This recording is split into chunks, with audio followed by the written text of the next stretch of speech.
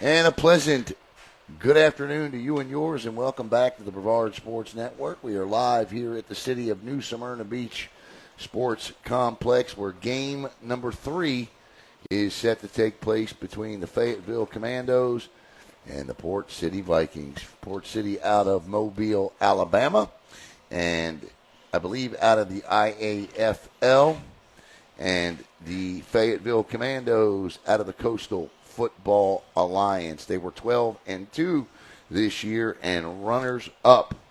And looking at their scores from some of their games this year, they absolutely can score some points, and they didn't give up very many. 1, 2, 3, 4 shutouts this year. Another game where they gave up 2 points, 8 points, 8 points, 6 points. They did fall in the state championship. Yeah, the league championship, 39-28 to the Sumter Sharks, and we are underway as the Commandos are in white, and that ball is fielded at the 20 by number 7, and I believe that is I'm not sure who that is because it could be nope, it's not him.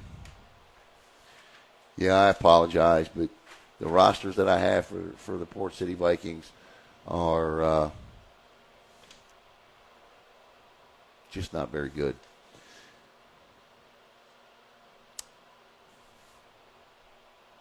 I believe that was, I don't know.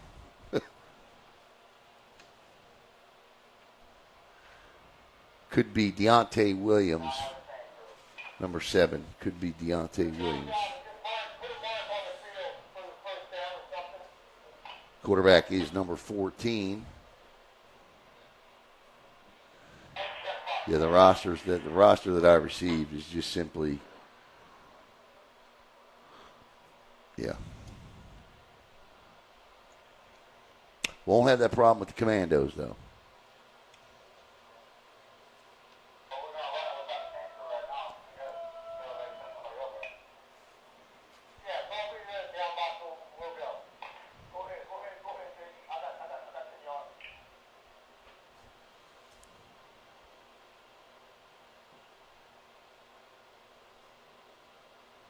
Yeah, I don't even have a 14 from what I can tell on the roster. So, got these early this morning.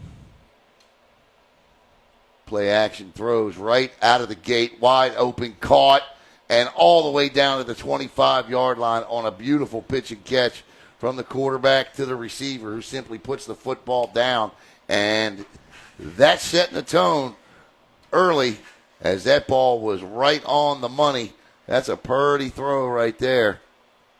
And a great catch. That wide receiver got separation right at about the 35-yard line, and he hauled it in, and the DB was right there until the end.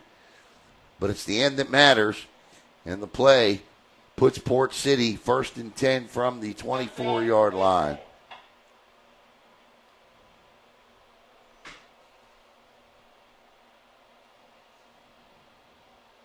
Ball was hauled in by number 12. And a great catch at that.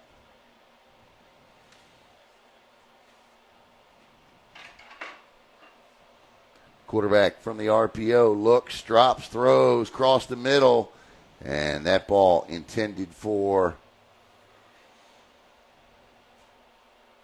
wide receiver coming across the middle. And broken up nicely by the defensive back there.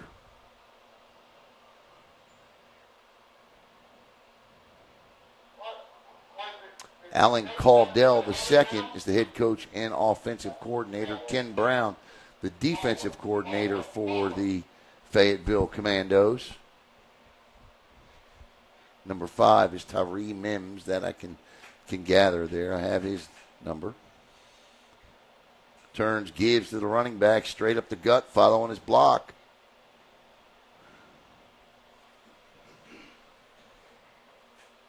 That is Rashawn Dale Sr.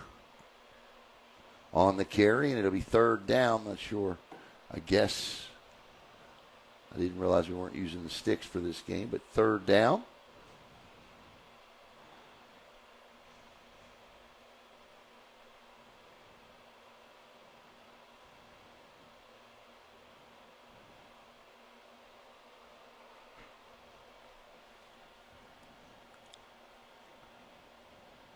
Quarterback play action sidearm shot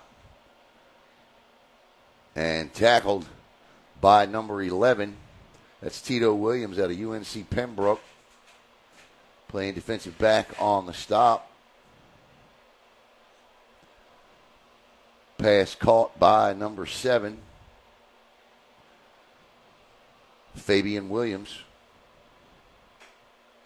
And that'll be a first down inside the hashtag Pool Boy Mafia red zone here. And the Port City Vikings are off and going here as they look to put points on the board on their opening drive. 11:41 to play here in the opening quarter. And have made no bones about moving down the field quickly. First pass was a 40-yard completion. Quarterback even wearing shoulder pads?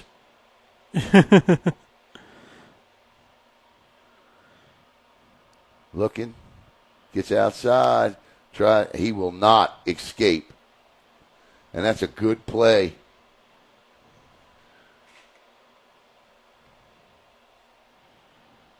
I believe that was Raymond Farmer out of Bennington Field High School in North Carolina who made that stop. And if it was number 4, then that was Ali Kaba out of Scotland County High School. One of the two. Checking in is number 22, Karan McFadden out of Darlington High School out of Darlington, South Carolina.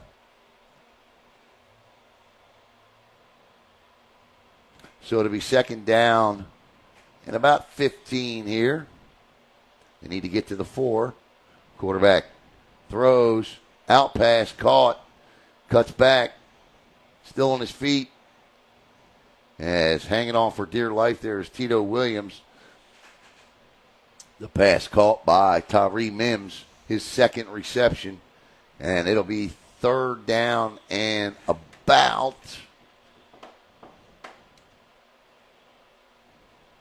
4. 3rd and 4.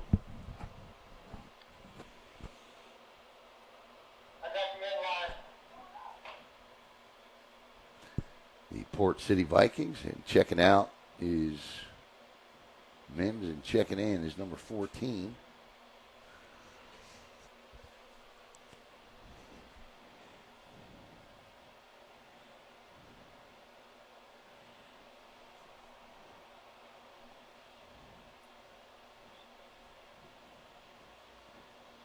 Oh, I'm sorry, 4. Quarterback in trouble, bottled up, rolls back out, throws, lost one up, and that ball is intercepted in the end zone. And a great play, and the Fayetteville Commandos, not a wise decision to throw that into triple coverage. And coming down with the ball is Dorian Davis out of Sand Hills Jays Junior College. Is that 0 or 6? That's 0. That's Ty Hale out of York Tech High School in Pennsylvania. And he just flew out of nowhere, did Ty Hale, to make that catch. For the Commandos, they have played 14 total seasons in a span of 11 years, including 34 total games in 2021 alone, and 71 since January 1st, 2020. They have a total program record of 131, 51, and 1, averaging 26 points per game, and they allow 13 with 38 shutouts. So the Fayetteville Commandos are a program that it sounds like they absolutely, no pun intended, command greatness.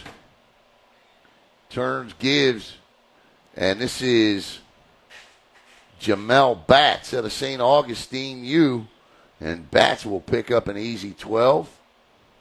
The quarterback is number 10. That's Ryan Bach.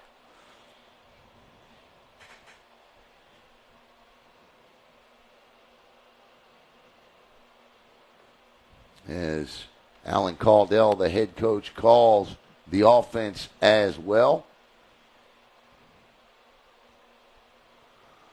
So it's 1st and 10 for the Commandos at the 31-yard line. Bach throws and caught and immediately stopped But the pickup of 8 yards, you'll take that all day long. Hauled in. And this is a hurry-up offense, which I can tell you right now does not bode well in this heat. 0-0 on the reception. I don't have a 0-0. All you got to do, it's Malik Livingston out of St. Paul's High School. So Malik Livingston with the reception. Already 7:45 to play in the first quarter. Second down and short 3 to go here. Bach turns, gives to Chris Ward, and Ward is gobbled up in the backfield on a big play. And the referee is going to say the runner was down. Good play by that Port City Vikings defense, number 94, in on the stop there.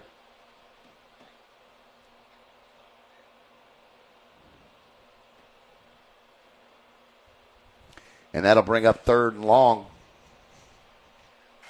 No, they're going to call that a fumble.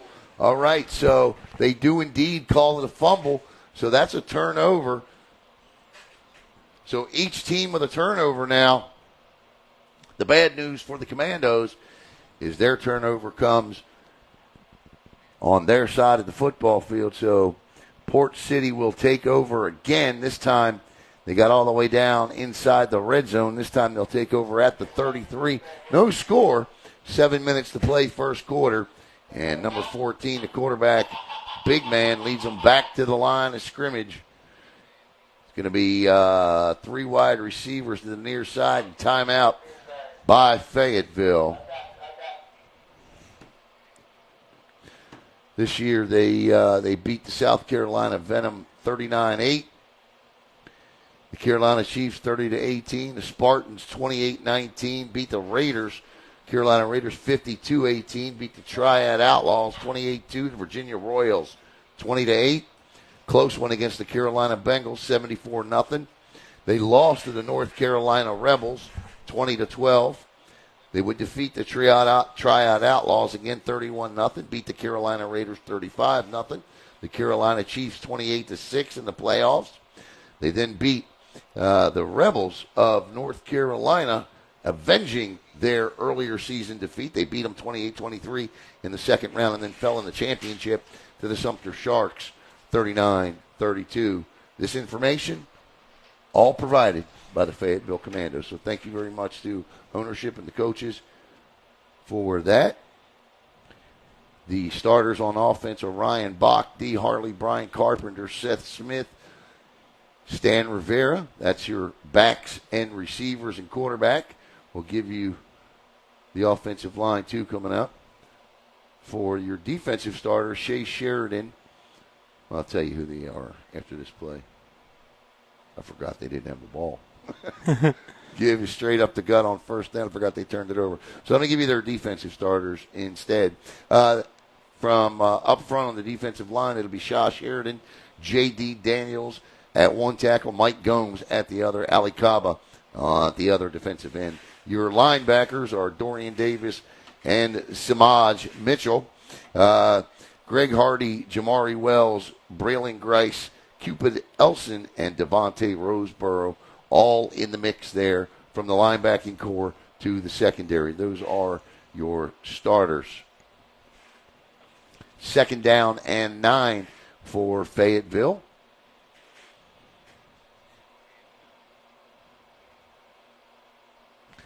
Play action, turns, gives. And this is hauled in by number 7, who sneaks down the sidelines. He's got great speed once he gets his hands on the ball. Does Fabian Williams, I believe that is. Fabian's the kind of player you want to get in space and get the ball in his hands and let him go. So to be 1st and 10, Fabian picks up that extra yard and a half there at the end.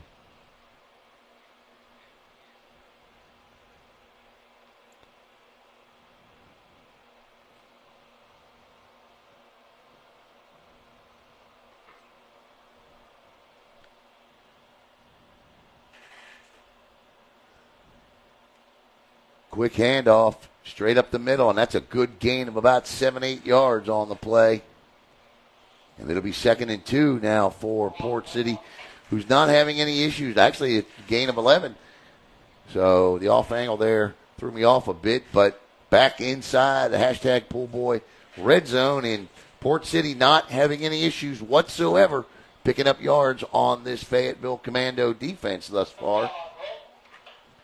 That ball carrier was number 0. My apologies. I don't have a 0 on my Port City roster. 1st and 10. They need to get down to about the 4. This is exactly where we were when the interception was thrown. And again, the ball is up the middle.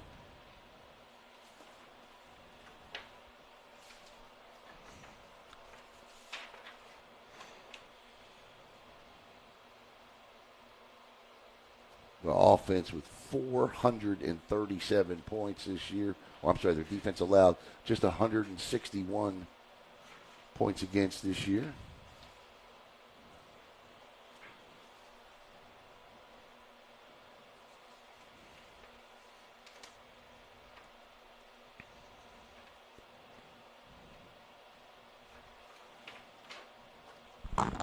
Second and 10.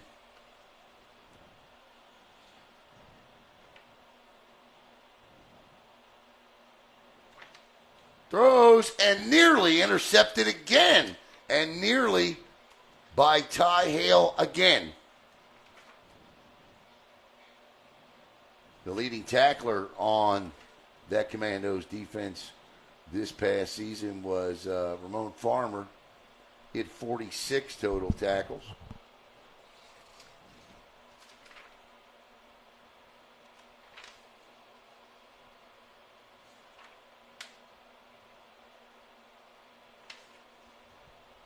And Alicava led the team with 3.5 sacks.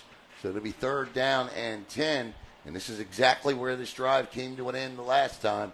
On 3rd down as he threw the football into triple coverage in the end zone, which was picked off by Hale. Let's see what is up the sleeve of the Vikings with an empty backfield and 5 wide receivers. Oh, he's blindsided, and the ball is fumbled. What a hit.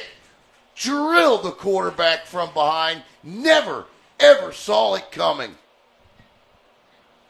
The ball is picked up by J.R. Leach, but he was absolutely rocked by Shaw Sheridan out of Douglas Byrd High School in North Carolina.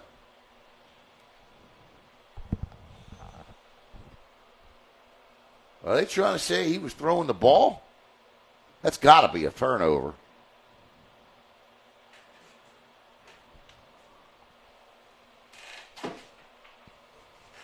Yeah, that's got to be a turnover. Second consecutive possession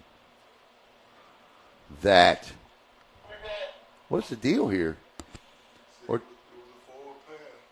are they saying that was a forward pass? Well, how did he pick up a first down?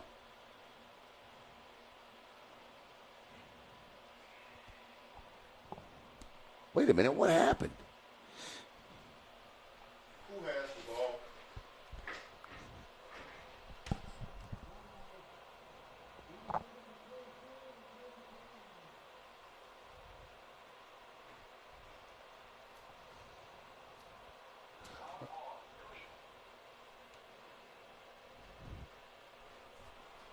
So I don't know what's happened here, but somehow Port City has kept the football, it looks like. Because Ty Bach is still on the sidelines. He's the quarterback. Unless Port City recovered it, but I don't know how they came up with a first down. What are they debating here? Did you see what I saw? I saw what you saw. I saw the last person came up from a pile was a Port City guy with the football. Okay, so Port City recovered.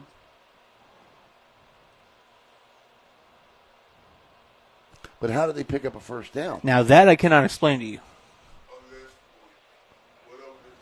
Fayetteville recovered the ball.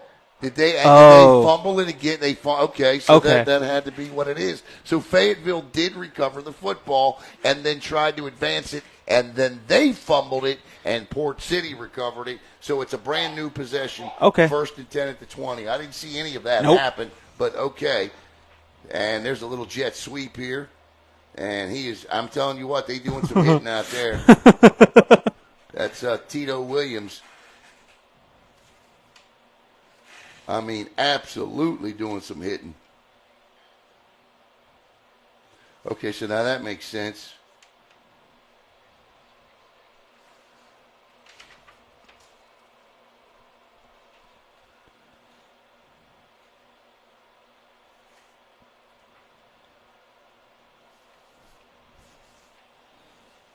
So that's the third time today we've seen a double turnover on one play.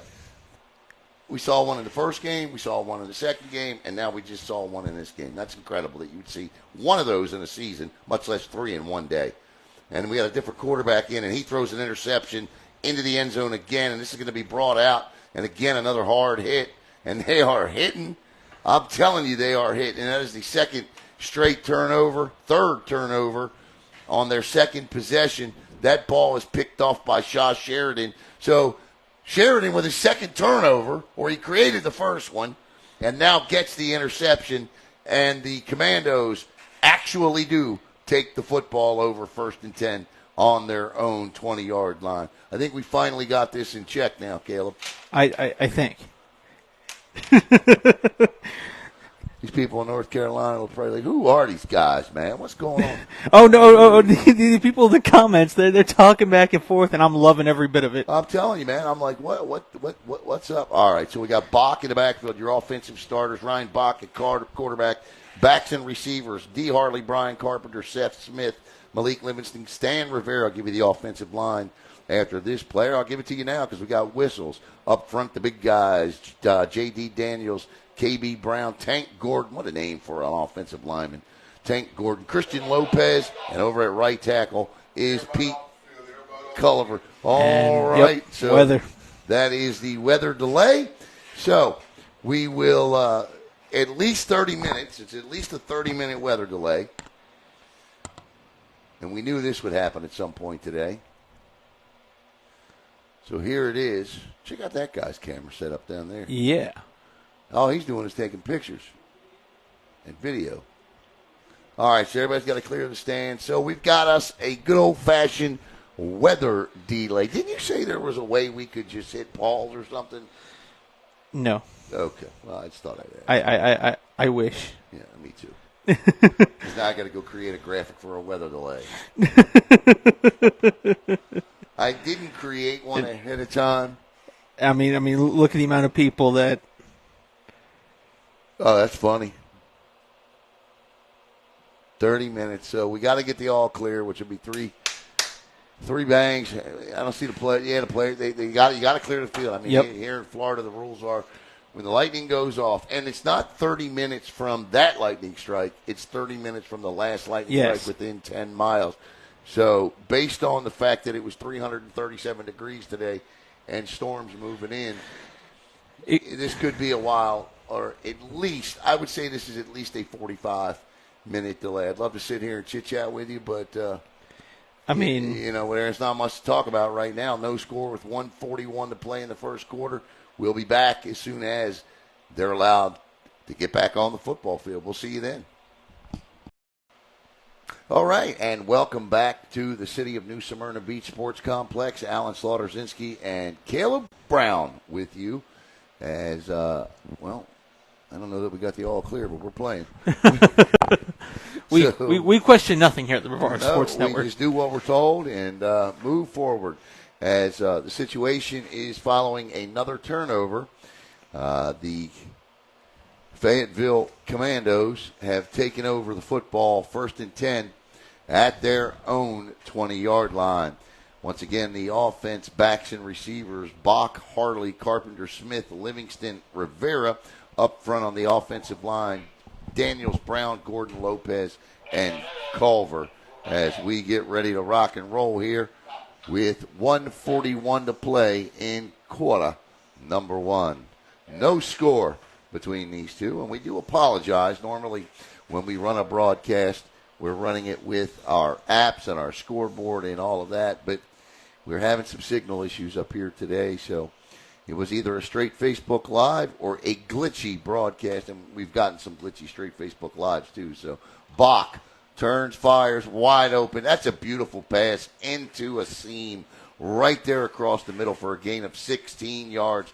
Bach turned and hit or the receiver, I should say, caught the football, turned, and away he went. That is a thing of beauty right there on that throw. 1st and 10 for the Commandos. That's Brian Carpenter on the reception. And right back to the line of scrimmage comes Fayetteville. And this time the give is to the running back. And he runs off tackle for a gain of 4. That is Devontae Roseborough out of Wolfson High School. I'm sorry, that's not. That is Chris Ward out of Winston-Salem State University.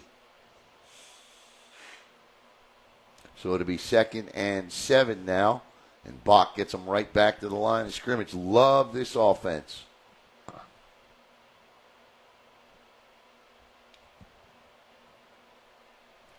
As Carpenter split near side wide, doubles, which means the receivers are split equally to each side. That's a ball deep down the field, and oh my goodness gracious, a very athletic play coming across was the 2-deep man, the free safety there, came flying across the field to break up a short touchdown because Bach had that one on the money. And number 2, Jaylene Wilson, said, nope, not on my watch. And that's exactly what that help is for. They got to clear the field again. No, or is that a timeout? Oh, yeah, okay. All right. So the quarter has ended, and they'll switch sides. I'm glad we got an official in the booth. Want to thank our sponsors today. Caleb and I are always grateful. We want to thank, of course, the all year long bowl games, the AYLBG. Had to say it in my head. As well as hashtag Poolboy Mafia, which you can find on Facebook, and Global Polygraph.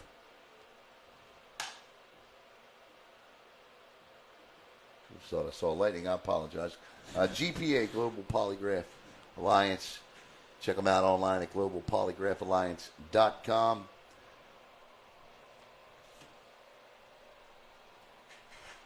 And Cathodic Protective Services as well. And Game Changer RC. So a fresh 15 on the clock. 3rd and 7 for Bach in the offense. He drops back, 2-step, looks, fires on an out route. Caught, but he'll be stopped short of the first down. And that's a good defensive play right there by the DB. I like these defensive backs for the Vikings. That's a solid play by number 21, who is also not on my roster. So my apologies to the Port City Vikings fans because, well, I asked for the rosters, and this is what I've got. 4th and short. Bach stays in that RPO gun. He's got 4 wide receivers. Again, double split equally to each side. We'll see who the back is in the backfield. I believe it's Chris Ward, and the give is to Ward, and Ward will have a first down. Check that. That's Jamel Batts out of St. Augustine, and Batts will have the first down. So it'll be 1st and 10 for Fayetteville. And that ball will be placed at the Commandos 49, 13:50 to play in the opening half. And Fayetteville on the drive here. A 4-3 being run by Port City. He lofts one up, open, caught, hard, in for a Commandos touchdown is number 15, Braylon Grice, out of the New Mexico Military Institute. And Bach hits him with a perfect strike for a 55-yard touchdown.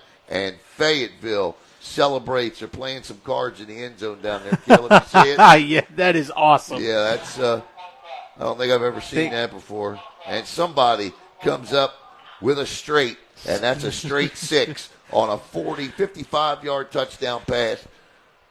I was going to say, something tells you that might be a game of spades going on. Yeah. Bach, and what a throw from Bach.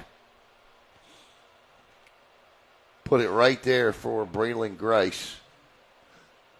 Grice is the backup quarterback, and they're going to go for 2 here. And he's rolling. And a little Patrick Mahomes there from Bach, even with the helmet falling off. And he flips it into the end zone for the 2-point conversion. But in the back of the end zone was Brian Carpenter. And the Commandos, with the first 2-point conversion of the day, lead it 8-0.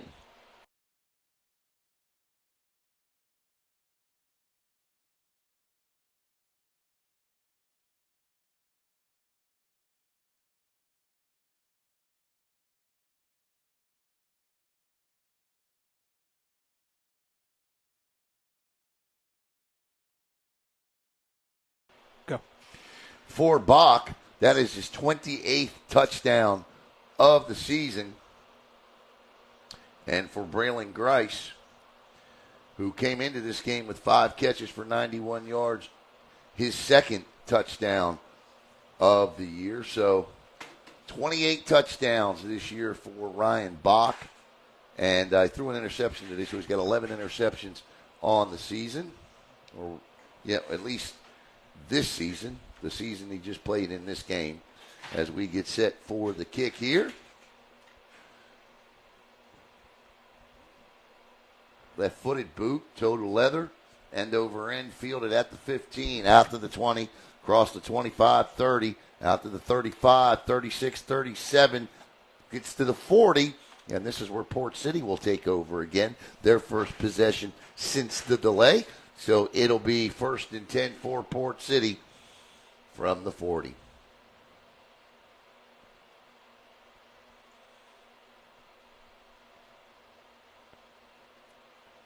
As their quarterback comes back, number 14. If anybody knows who big number 14 is, please tell me. Because I just don't have him on my roster, and I hate not being able to give the man credit.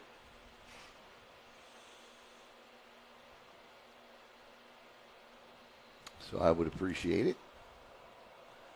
Caleb will keep an eye on that, my producer. So 1st and 10. And if you know number 0, that'll help too.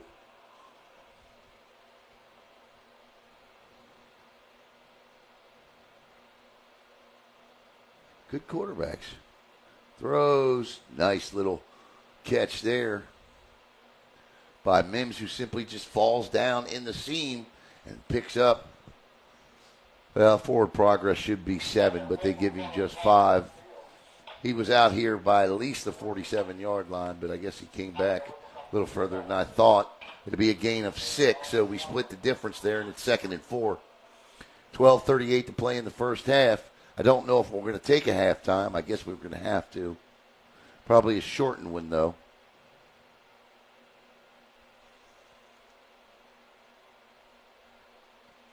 In motion. That's a hard stop. Turns, gives to the back. And down the line, penetration by number 4 there, coming from the other side, was Ali Kaba. And then it'll be 3rd and 5. That's a loss of 1. 8-0. A 55-yard touchdown pass from Ryan Bach to Braylon Grice. And a little card playing in the end zone. A 2-point conversion later, and it's 8-0.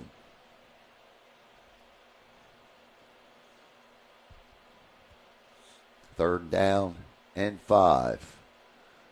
4 wide receivers, doubles. 1 back in the backfield. Quarterback, short drop, throws, caught, out at the 50, across the 55, into Commandos territory, still on his feet, breaks 1 tackle, 2 tackles, still on his feet. What a great individual effort. He will finally be called down at the 33-yard line of the Commandos, but that's just an outstanding effort by the receiver there, Williams. He just wouldn't say die. No, he wouldn't. And I'm gonna tell you what, this is, and I don't need to look any. Maybe the Daytona and Georgia Cobra game. We can only hope it'll be as good as it. But these are two very quality football teams we're watching play here right now. Real good teams. 1st and 10, Port City. Fabian Williams on that last catch there, and the give to the back, and he stretches out across and gets down to about the 30. He'll pick up 5. It'll be 2nd down and 5. I like the chunks of yards that Port City's gaining on 1st down. It really opens up the playbook once that picks up 6, actually. You know, you can cut yourself 2nd and 4, 2nd and 5. Your playbook then becomes wide open to you. And it really puts even the best defenses back in a corner. 2nd and 4, Port City out of Mobile, Alabama. And again, that same double split with the wide receivers. The back this time kind of goes into an H-back set. The quarterback, quick drop. He just drilled that one into the ground. But I think he did that on purpose, thinking the DB was going to be breaking. And had that ball been up, it was possible the DB would be running the other way right now for 6. 10 to go in the first half. 8-0, Fayetteville on top.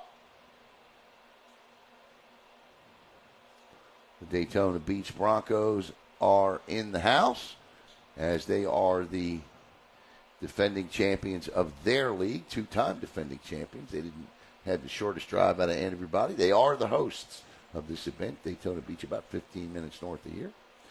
3rd and a short 4 here for the Vikings.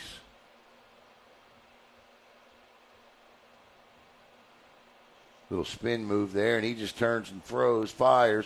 What a catch and a touchdown! How? Outstanding grab on a spinning back shoulder fade, it looked like to me. He just threw that up into that corner there, and the wide receiver goes and gets it, hauls it in, and with 9:16 to play, it's 8-6. That was number 12 on the catch, and I don't have his number either, but that is just one heck of a play. The coverage was there. The spin. Oh, there's a flag down. Let's see what the call is here.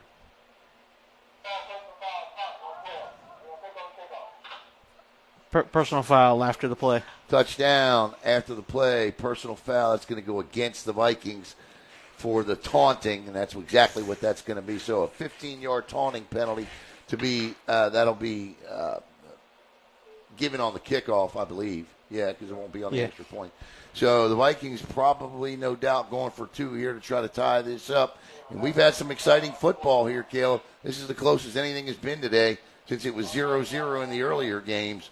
And that's a pretty drive to follow up a touchdown by the Commandos with 9 minutes to go in the first half. The 2-point conversion try coming up for Port City.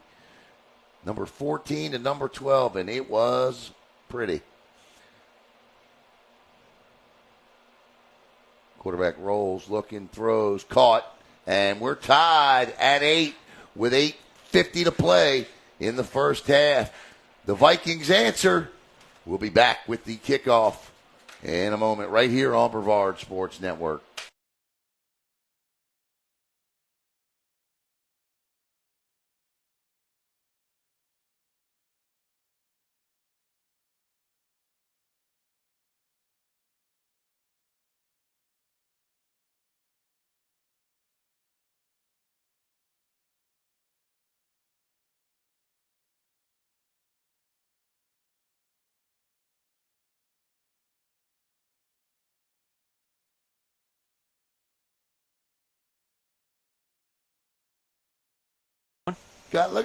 Caleb, we could have a pretty good quarterback battle on hand here today if I just knew who one half of the battle was.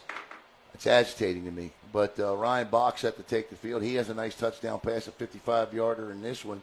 That was a go route. This was like sort of not quite a back shoulder fade, but he did throw a stop sort of. You know what I mean? The receiver kind of stopped and turned, and the ball was right there, perfectly thrown. Just an outstanding play. Not something that was – That was a designed play. That's exactly how that play they wanted it to go. And now because of the taunting penalty, You got to keep your discipline in games like this if you want to win them, because after the taunting penalty, it's okay to celebrate in the end zone, but you don't want to get in the face of the other guy, because Port City's now got to kick off from their own 20.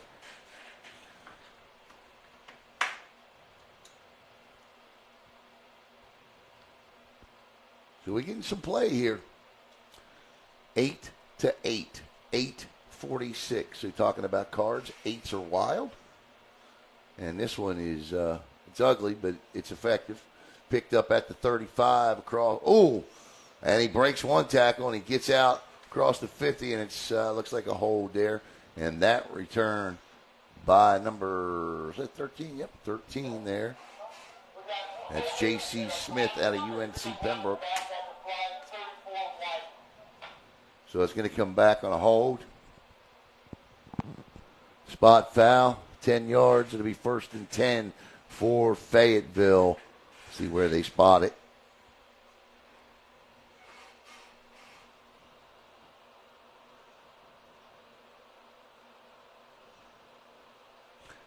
So they'll mark it off to the 37. And that's where Bach and company will take over.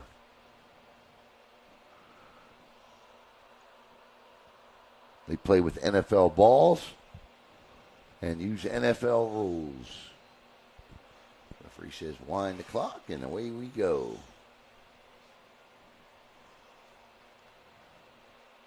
So it'll be doubles as well for Bach and company. 4 wide receiver set with 1 back in the backfield. The RPO on the no huddle.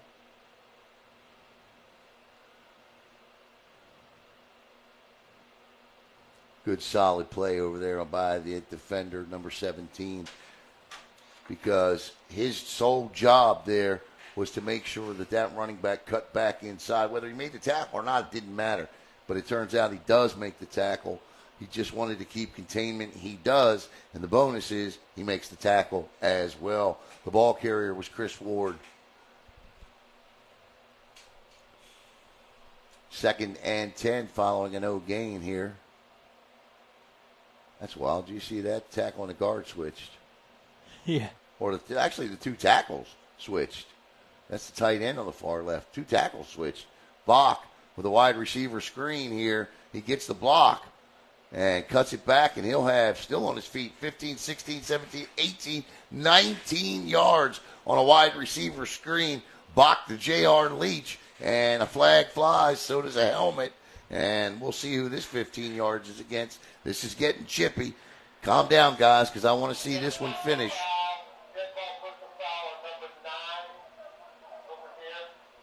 That number 9, and well, I don't know if that's white or purple. Purple. All right, so that's going to be 15 tacked on. As that personal foul penalty called against Cooper.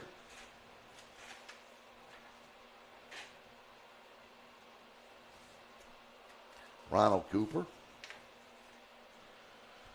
So the 18-yard gain plus 15 on the penalty. That's 33 yards, and the Vikings have picked up 30 yards in personal foul penalties in 2 of the last 4 plays, including the touchdown they scored. And that's going to put the Commandos 1st and 10 on the 29-yard line of the Vikings. I'm not sure what that was all about. It's just a celebratory somersault. He just felt like doing a somersault. He's so happy to be here. He just said, I'll take a roll. All right. Same formation. Nothing's changing. You see it on your screen. 4 wide receivers, a tight end, a back in the backfield. Bach. A 5-2 set now in for the Vikings.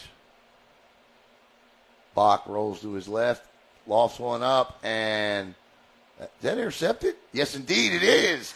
Great play.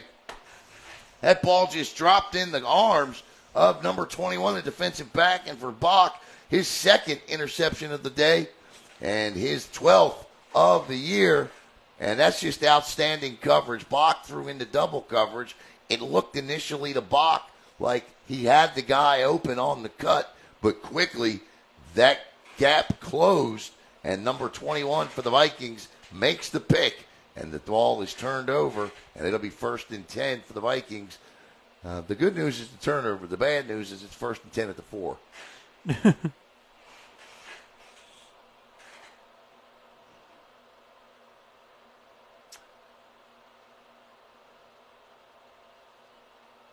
Not sure, but there's a flag down back here at the 35 again.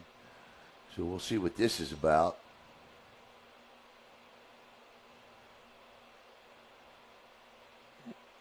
I think it's involving some more extracurricular activity. I mean, they got to stop because this is the best game of the day so far, and you know how these games can get sometimes with the chippiness, and I don't want to see them not play this game. If it gets, you get a couple of swings in there, and then that's it. Right.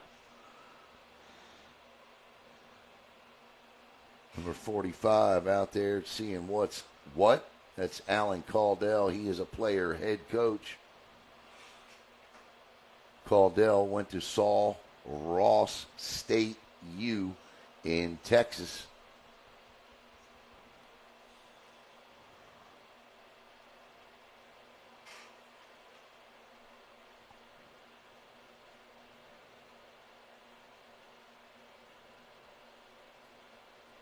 So there was a penalty afterwards, and the ball is now moved up to the 20 for the Vikings, or the 18. So it's 1st and 10 for the Port City Vikings. This one's all tied up at 8 with 5:30 to play in the first half. But these offenses have both shown quick strike capabilities. 82 to go here for points. Not sure if they have a kicker or not.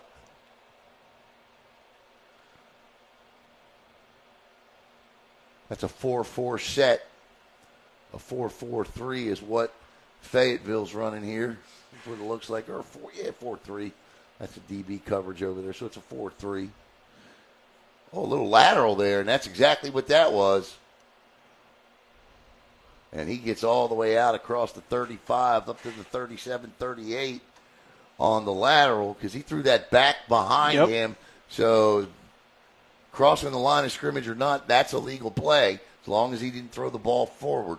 Once you cross the line of scrimmage, you cannot throw it forward, but you can throw it backwards. So the ball, they marked him out of bounds at the 35, but the gain of 13 is enough for a Viking first down and 4:35 to play in the half. The clock is not stopped. We've been working with a running clock, sort of. Vikings can stop it with a timeout.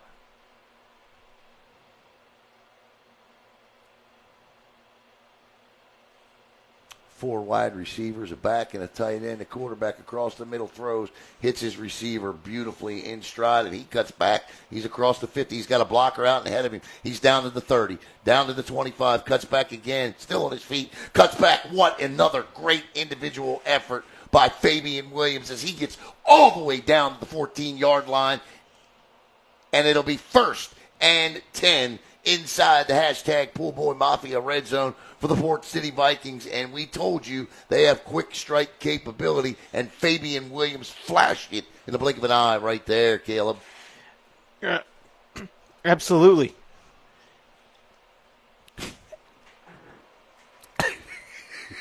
That's stellar commentary, Caleb. Stellar commentary. So I got caught reading the comments. I'm sorry. It's all right. 1st and 10. 3:20 to play in the opening half. Absolutely. All right.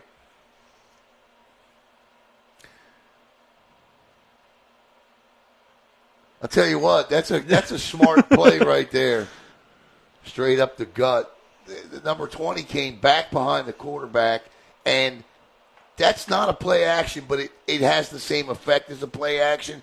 In other words, the defense had to hold him, wait to see if he was going to get the football. He didn't. They gave it to the guy right up the middle, and you get caught looking in the backfield, and the running back, before you know it, picks up 5 yards, and that's exactly what happened there. 2nd and 5 from the 8-yard line now for the Vikings, who are looking to put 2 unanswered touchdowns on the board, and to give his to number 11. He cuts back again, still on his feet inside, pulls his way into the end zone. Touchdown! down Port City Vikings. And with 2:27 to play in the first half, they have taken a 14-8 lead. That is Bradbury on that carry. That was just great patient running. Yeah, no, it was. It was a good job. That's Ralph Bradbury. I believe number 11. Yep, I believe that's who that was. So 14-8 and looking to double them up. So 14 unanswered at the moment for Port City, who are unfazed by falling behind 8-0. And this Commandos defense right now has to figure out an answer for this Port City Vikings offense. And crossing throws in incomplete. And with 2:27 to play, Port City is now taking a 14-8 lead.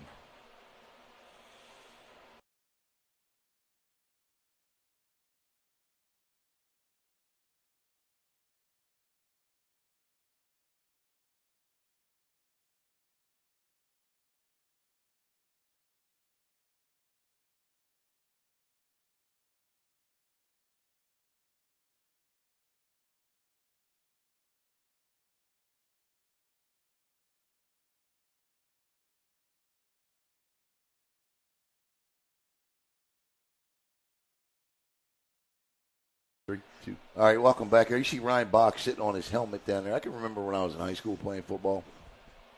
Not so much when you got older and played, but no, that's not actually Bach. That's number 18. I apologize. So that is that's Donovan Hunt down there sitting on his helmet. We used to get in trouble for sitting on our helmets. I mean, big time trouble. We get caught sitting on your helmet.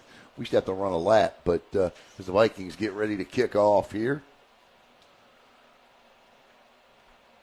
Coach used to tell you, that'll hurt the helmet.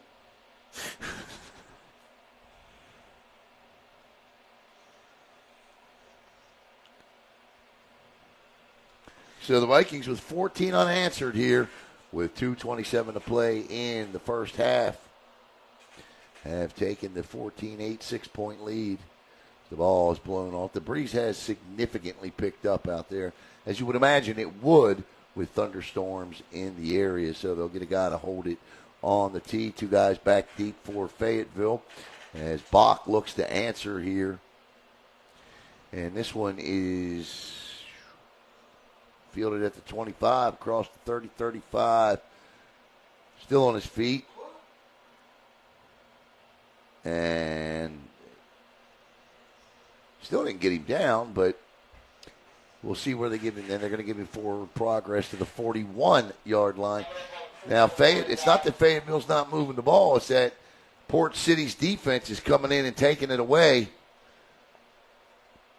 at, deep into these drives. So let's see what head coach and offensive coordinator Alan Caldell does here. Now, Alan, I see him standing down there on the sideline. So I would imagine the way this offense run is through quarterback Ryan Bach here. He probably calls the plays and calls him at the line of scrimmage. And so I'm watching Caldell right down here.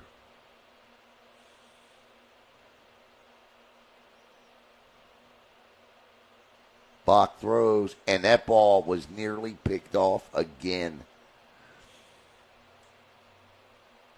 And that's a heck of an effort on trying to pick that off by number 17. And he goes down, and he is writhing in pain there because he came down hard, and I think he hit the ball and knocked the wind out of himself. You get the wind knocked out of you. You ever had the wind knocked out of you? Yeah. The first time it ever happens to you, I mean, like if you've never had the wind knocked out of you as a kid, when the wind gets knocked, you think you're literally dying. Yes. It's like you literally think, oh, my God, I'm dying. This is it. Mine happened. We were playing backyard football, and, of course, we're boys. We were playing tackle. Someone took a shoulder straight into my gut, and I'm like. Yeah, you think you're dying. You think something is just blown up inside of you and you're dead. Because you try to go for that breath, but your diaphragm is already compressed. And a lot of times it's the first time in life you've ever experienced I can't breathe situation. Yes. Yeah. 2nd and 10 now for Bach and this Commandos offense. Turns, gives this time, and nowhere to go as that Vikings defense poses up front, and why not? Great play by the defense. That's number 49, Evans, on the stop. And that'll bring up 3rd and long with 1:35.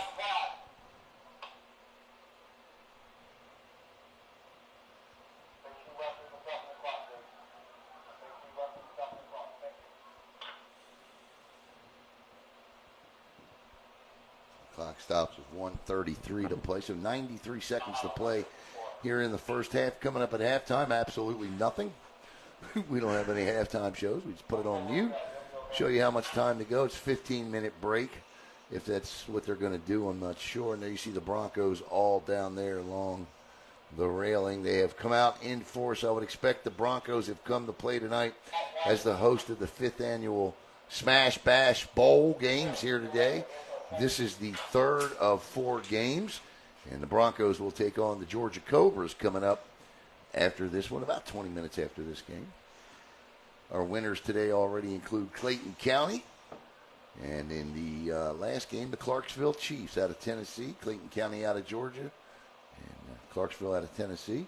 Both teams pitch shutouts, 26-0 the win in game 1, 18-0 I think was the win in game 2. So 3rd and 10 for Fayetteville, looking to answer 14 straight by Port City. And Bach catches them, and he has a free play. And he throws, and that's a 10-yard gain, which they'll take the play. Oh, no. They're going to call false start. So they're going to back them up 5 yards, and Bach can't believe it. Neither can Caudill, but the referee on the far side said false start. The white hat concurs. And with buck 28 to play, it'll be 3rd and 15.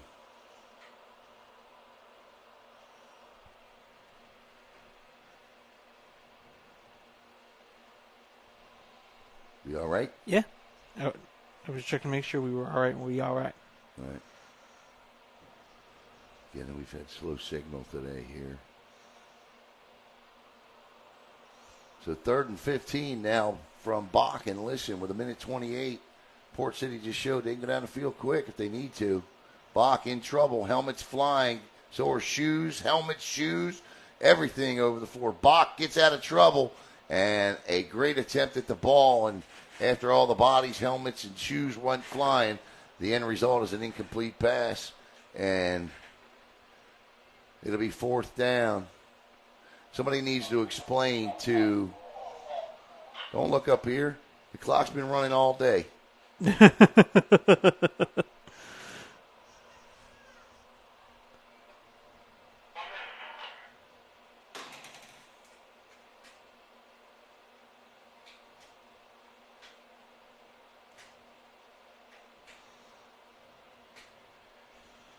Quick kick by Bach. We'll put this one. That's a nice kick, quick kick, too. Fielded at the 15 and across the 20, 25, 30, 40. Oof. Oh, what a block. And that's going to be a 15-yard blindside block there. We saw one of those in the last game, and that's going to go against the Vikings, so it's going to back them up 15 yards. I just saw a body fly. I didn't actually see it, so I don't know if it was one of those ones that would be legal 10 years ago or illegal in any era. It would have been legal. He blocked him in front, but he went down, I guess, around the waist area. It almost looked more like a comeback chop block. Yeah. So number 11 is a little upset there. He was the one that was blocked. That's Seth Smith as he throws his helmet. Can't do that, Seth.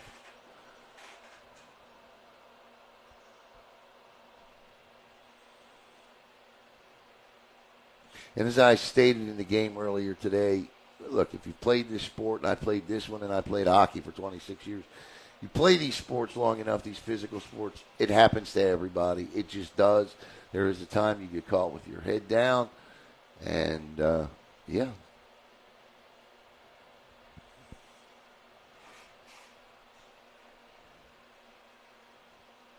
So 41 seconds to go here, and that is time for Port City to run 2-3 plays maybe. If they got any time, I'm not sure what their timeout situation is, but they watching it. Okay. Yeah, they might just get off the field here with a 14-8, 6-point halftime lead.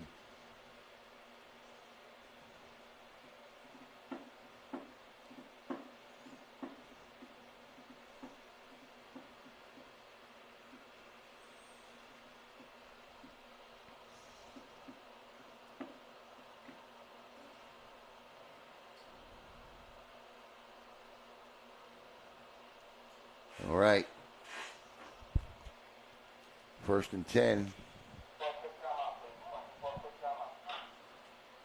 Quarterback throws, a little out to the back, coming out of the back, a little flare there, and man, they are just hitting, and I mean hitting hard. Now you tell them you run the clock. Make up your mind. So 27.9 seconds to go. And it's good to see the back up because he was hit. He was hit, and then he had the ball under him, so on top of getting hit, he rolled on it, yeah.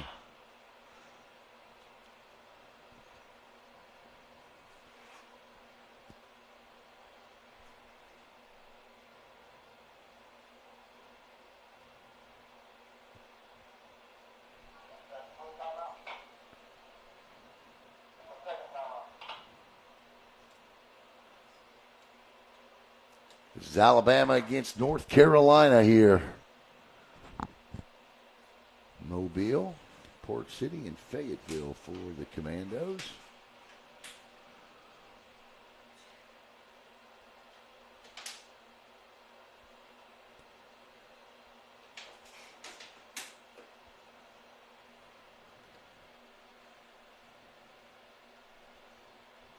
Second and 7. I don't really think down and distance matter here. Outside the pocket, being chased by 3 Commando defenders, and he'll get out of bounds.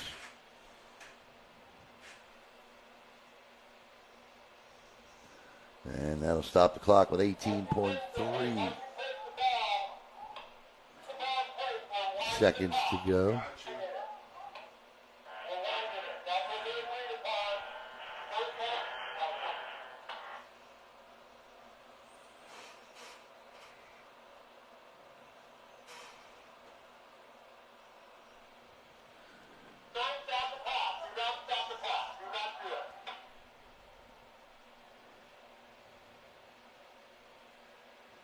Caught, cuts it back, and that'll be the final play of the first half here, as it is 14 unanswered for Port City, who trailed following a 55-yard touchdown pass by Fayetteville to get the scoring jumped and started, and then it's all been Port City's offense since then. We'll be back with the start of the second half in 15 minutes. You're watching the all-year-long bowl games right here on the Brevard Sports Network.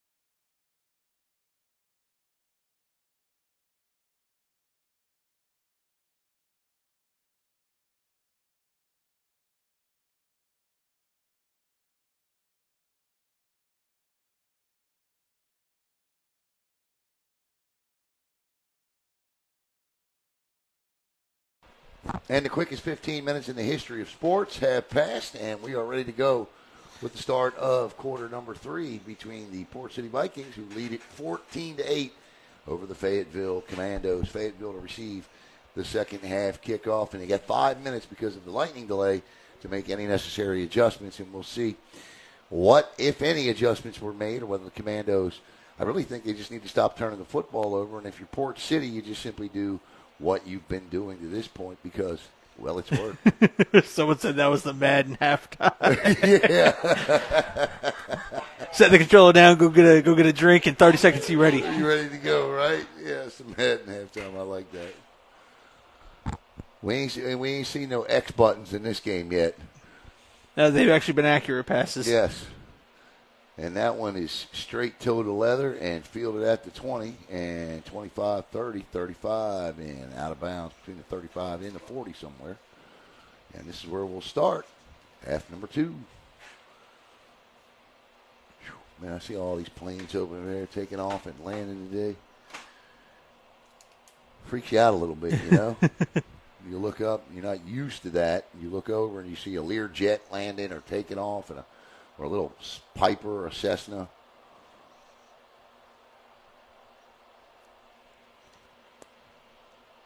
As the sun begins to set, as we approach, we are actually in August. Wow. I don't know about in North Carolina or Alabama, but here in Florida, the kids start school on Thursday. All go back to school Thursday. High school football has already started in terms of practice, and our first games are the 18th of August here. 1st and 10, nobody on the chain, so they're going to have to get to the 47. Bach turns, and he's going deep on the first. Oh, wow. And I tell you what, they want interference, but that's just great coverage again. Bach underthrew it, and his receiver actually had to go up and play DB. The defensive back had the position on the play, and you got to cut that loose a little quicker. I believe Brian Carpenter was the intended wide receiver. The defensive back out there was number 20, who did a heck of a job. He had inside position, a little arm bar on him, and that's just textbook coverage. 14-13 to go. Second half just underway. Bach with a double set and a back in the backfield. Turns and gives to that back, and my goodness gracious, they took his helmet, and it's 15 yards. He picked him up and slammed him to the ground. And can't do that. And that'll be a 15-yard penalty and an automatic first down for the Fayetteville Commandos, and that is the fourth personal foul penalty for Port City. And that'd probably be another good idea for them, is to stop doing that. I get it. You want to set a tone. You want to be the physical presence on the field, but you got to do it in a smart way. And picking a guy up, knocking his helmet off, and throwing him on the ground, that's not it. So this is going to put the football all the way out across the 50 of Port City down to the Viking 48. The Commandos will have a 1st and 10 with 13:58 to play in the first or the second half now. Excuse me.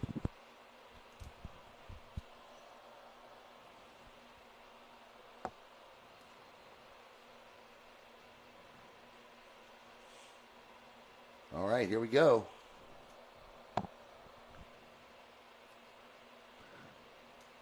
Essentially run the same play again, this time with a much different result, as the running back scampers for 20 yards there.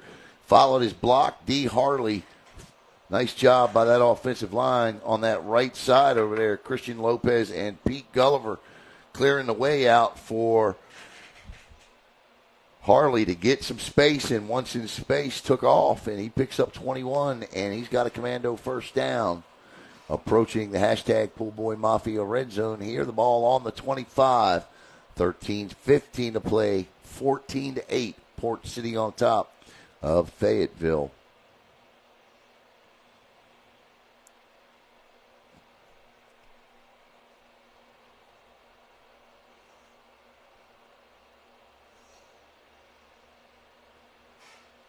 Little wide receiver screen again to Carpenter, and that'll go nowhere. Read nicely by number 20, the DB, as he just held on to the ankle until he could get other help. And so that'll bring up 2nd and 10 after a no gain.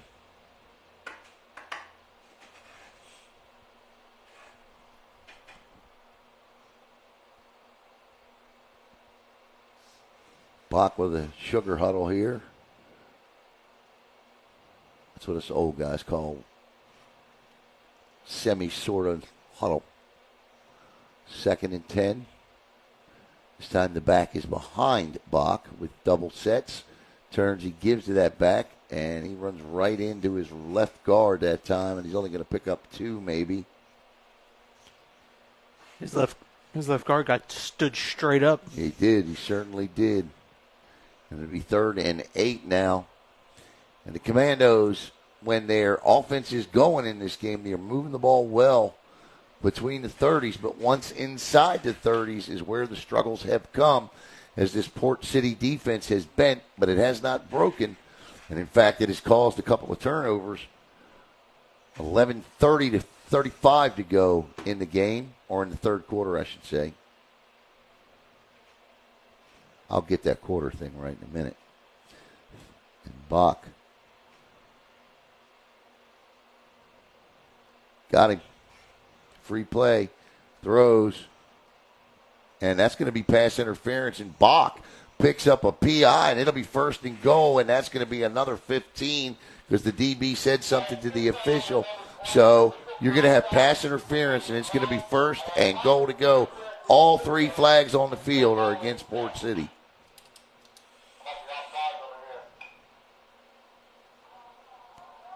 And Bach, a headsy play there to take advantage of the free play, and he gets a pass interference out of it. And if we're playing NFL rules, it's 1st and goal from the 2. And that's where the ball is going to be placed.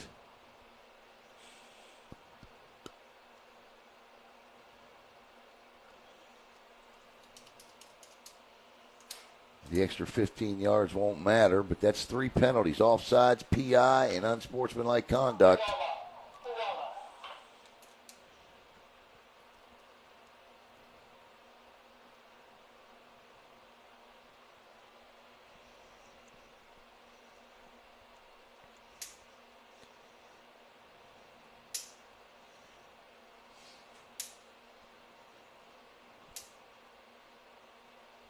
So we will see if Bach keeps it himself or if he turns and gives to Chris Ward. In the backfield with him, Ward, this year.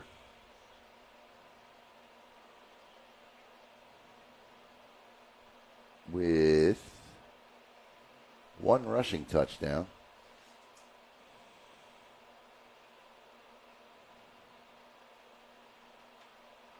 Bach throws, slant, caught, touchdown, Fayetteville Commandos. And he does the guy can't see you. Made ever so popular again by women's college basketball this past March. And with 11:11 to go here in the third quarter, we're tied up at 14 with the 2-point conversion coming. That pass complete to Seth Smith on a quick slant in the back of the end zone.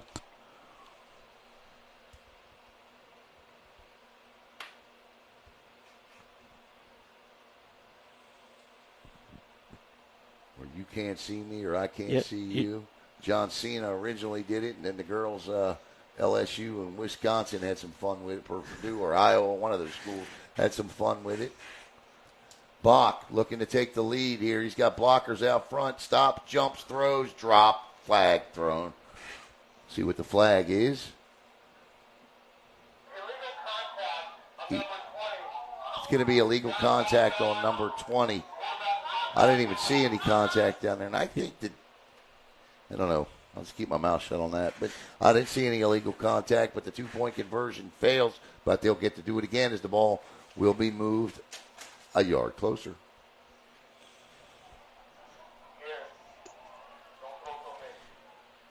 It's actually funny. John Cena told the story of how he came up with that as part of his wrestling gimmick. Yeah. It was all because of a dare. His brother said, "You won't do that on TV." He said, Oh, really? Well, the WWF and WWE have proved over the course of life that you can do just about any stupid thing and make money on it. John Cena said he was about 2 weeks from getting fired because he wasn't doing anything. He started doing that, and look at him now. Yeah, look at him now. Still overrated. It is. But that overrated thing's making lots of money. No, I said he's still overrated. I'm joking. Here comes the 2-point conversion. I won't disagree with you.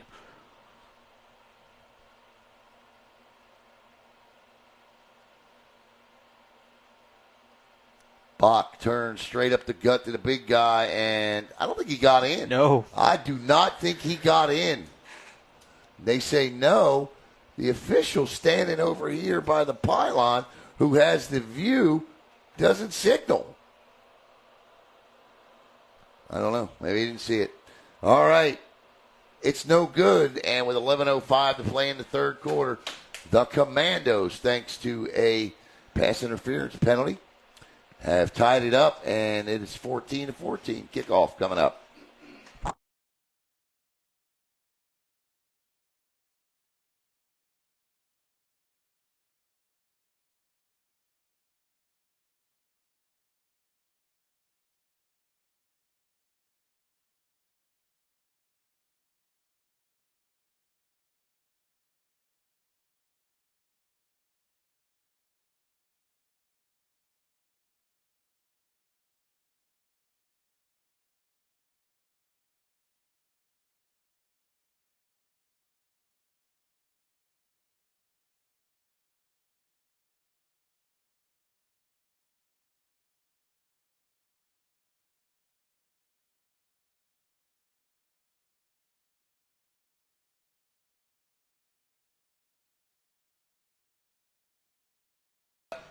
All right, welcome back here. 14-14, 11:05 to play in the third quarter. I'm looking at the comments, and let's just say I told you I played hockey. A lot of you out there would be picking up 2-minute instigator penalties in that comment section, but I love it. Keep it going, have some fun, but keep it clean, keep it classy, if you would, please. And this is going nowhere in a quick hurry, as he is tackled by nearly all of the special teams for the Commandos. And Port City will take over 1st and 10 at their own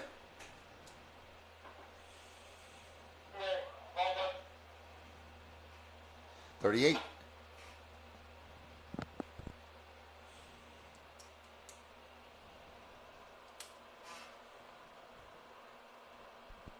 This guy's got quite a...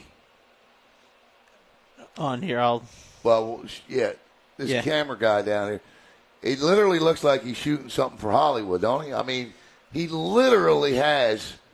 I don't even know what he could have on that thing, and that's a tripod. That's a $45 tripod. It looks like from Walmart, and it's got everything anybody could want on it. Good for him. 1st and 10 at the 38. We need to go down there and check out his equipment.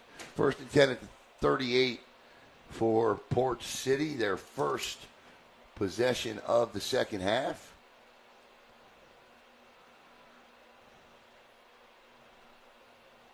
Wide open across the middle is number 7, and he is off to the races. Boy, I tell you what, if he doesn't get tackled right there, he gone. And there's no question about that, because he was taken off, and he was stopped there by Braylon Grice. But he got a head of steam up, and as they used to say on The Sopranos, forget about it. I'll say this: if he does not win offensive MVP, yeah, I'm out of that vote, because what they picked 8 of them so far, and I'm 0 for 8. You would think I didn't watch any of the games. Wrong. You were 1 for 7. 1 for 7. Yeah, you're right. I did get one right. So 1st and 10 at the 30. Number 14, the quarterback turns and gives it to the running back, number 0. And he'll pick up 4.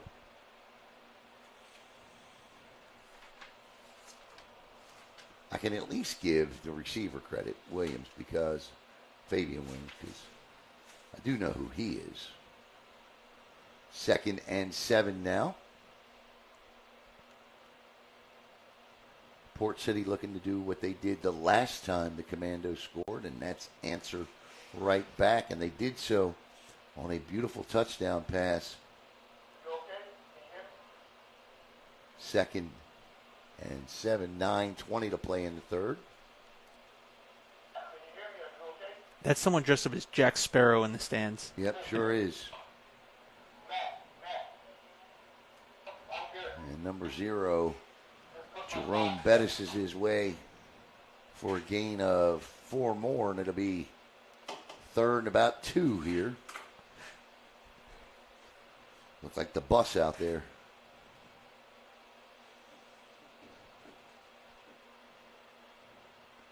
For you younger football fans, maybe Derrick Henry his way up the middle a little bit. Boy, how about the running back position? If you got kids coming up and they're playing youth football and they're running backs, make sure they can play some DB and catch the football too, because that position is a dying breed in the National Football League. We wrote an article about that on Brevard Sports Network about 6 months ago before all of this erupted. And you can just see it coming, and I'll tell you why in a minute. 3rd and 2, gives the gut again, and he is stopped short of a first down. Now, I don't think he got forward progress. If he did, it's a generous spot. I'd say he's about a half yard short. But we had several guys from Brevard County, Javian Hawkins, Jayshon Corbin, running backs drafted, or not drafted, but 20, 25 years ago, both would have been drafted in the mid to later rounds of the NFL draft. But both went undrafted. Corbin with the New York Giants right now, and I believe Hawkins is playing in the Canadian Football League, but fourth and a yard and a half here, so they do get stopped short. So a big play coming up for the Commandos, and play action fires, and that's just great coverage again. DB's playing. Oh my goodness gracious! How do you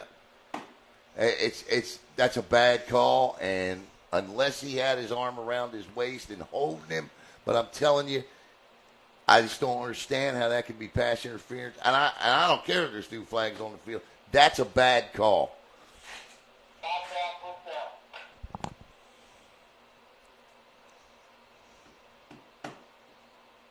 See what the call is. See what happened.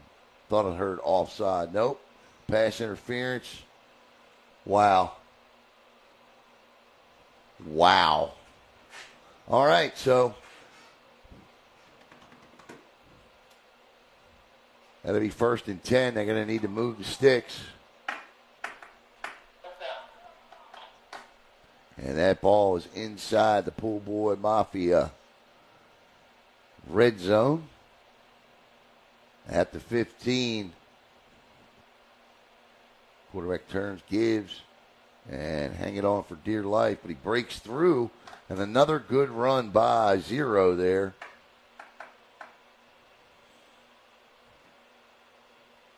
As he gets inside the 10 down to about the 9, so gain of 7, 2nd and 3.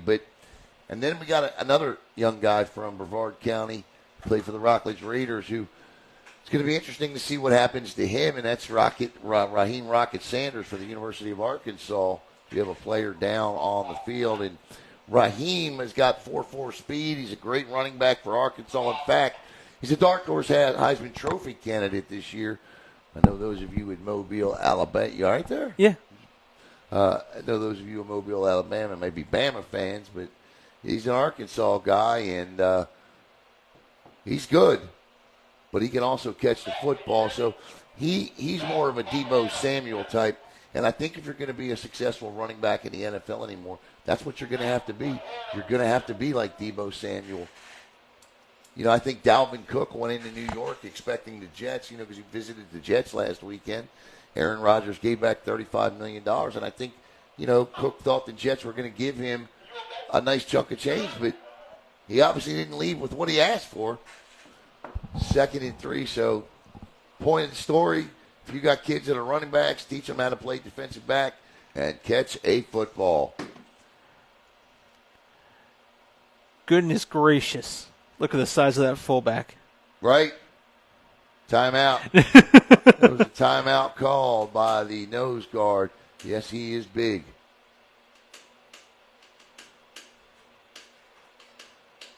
Look at this guy down here, Jack Sparrow. I was wondering who you were talking about, but now I see it. I mean, he came with a parrot and all. Bro, I'll tell you, if I didn't know anybody, I'd swear that was Johnny Depp. I mean, look at him. That's awesome. Who? What team? That's just. I think that's just called someone living life and having fun. I guess. I mean, what else could it be? Two down now. Second down and 3. No, but his costume does look good. He does look exactly like Jack Sparrow.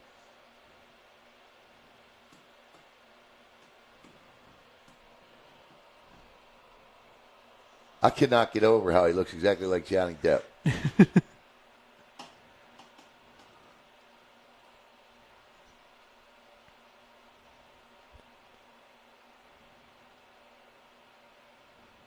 Ball's out. And who's got it? The Commandos recover, and the Port City Vikings fumble the football on a bad snap exchange. That is the worst kind of turnover, a red zone turnover. And was he trying to get in? I think so. I think someone showed him that we were showing him on the broadcast and he was going to come introduce himself. Well, I mean, I could see him from afar. Right. Agreed. That's a turnover, and so the Fayetteville Commandos will take over 1st and 10 at their own 9-yard line. Let's see what Caldell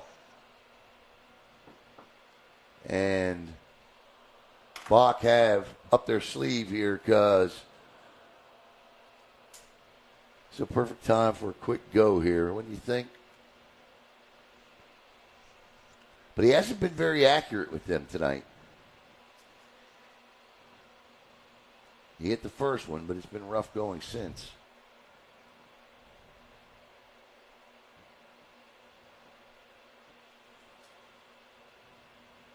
.607 to play in the third quarter. All knotted up at 14.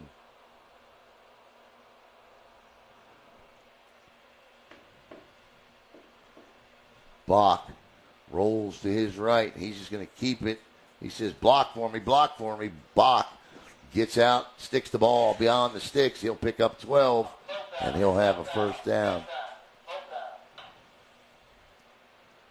They say wind the clock, and wind the clock they do. So it'll be 1st and 10 on the 12-yard scramble by Bach at the 19-yard line. So the goalpost no longer shadows on the back of the Commandos. They have a little bit of breathing room.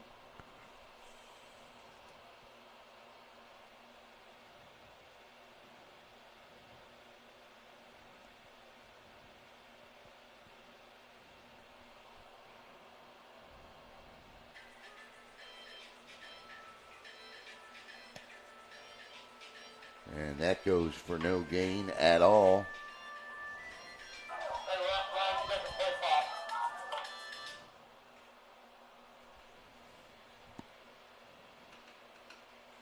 Actually, it's a loss of 1. Second and, well, no, they say no gain. 2nd and 10, 10 and a half, maybe a half-yard loss. 14-14, 4:45 to play in the third quarter.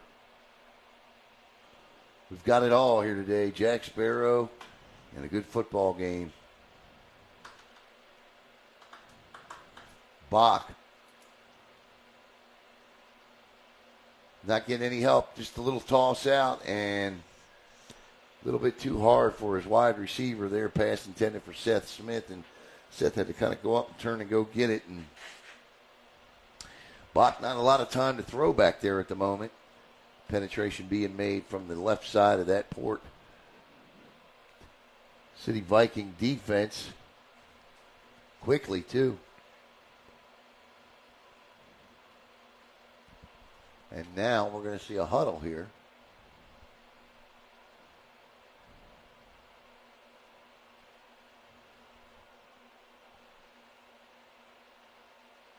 And checking in is number 18. It's Donovan Hunt out of Lumberton High School.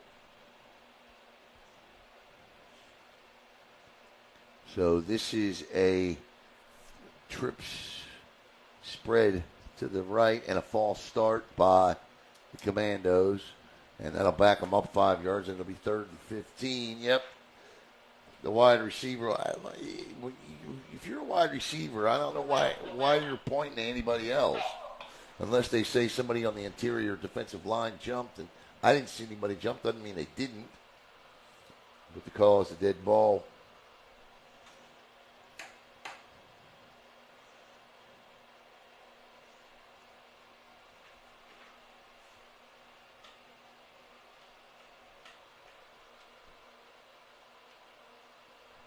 You know, someone else in the comments said just like you get the wide receiver jump. Yeah. Absolutely. And then he started pointing like, who are you going to point at as a wide receiver? The DB came across the line. You don't see that. 3rd and 15.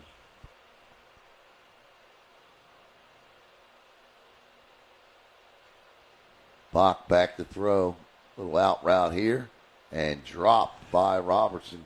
An unusual drop because he's been pretty sure-handed here tonight. But that one is dropped, and that's going to bring up 4th and 15.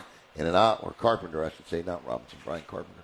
In an obvious punting situation now, but they haven't punted. They've used Bach for the quick kick, and the last one he got off was about 55 yards. So we'll see if they do that again. And Port City's guaranteed one thing here with 3:25, and that's outstanding field position. As long as they don't shoot themselves in the foot with a dumb penalty.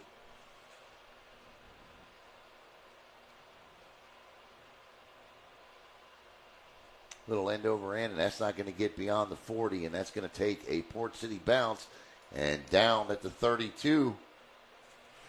So this is where Port City will take over with outstanding field position at 3:05 to play in the third. We're all knotted at 14 apiece.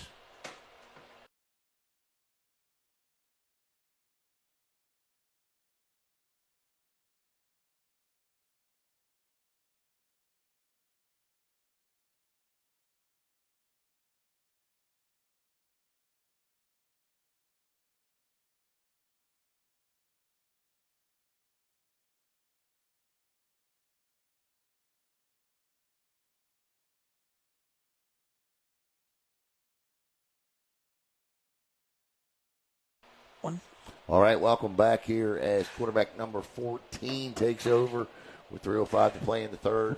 1st and 10. Not sure what the chains are doing, but they probably should go the other way. But it'll be 1st and 10 from the 32 of Fayetteville.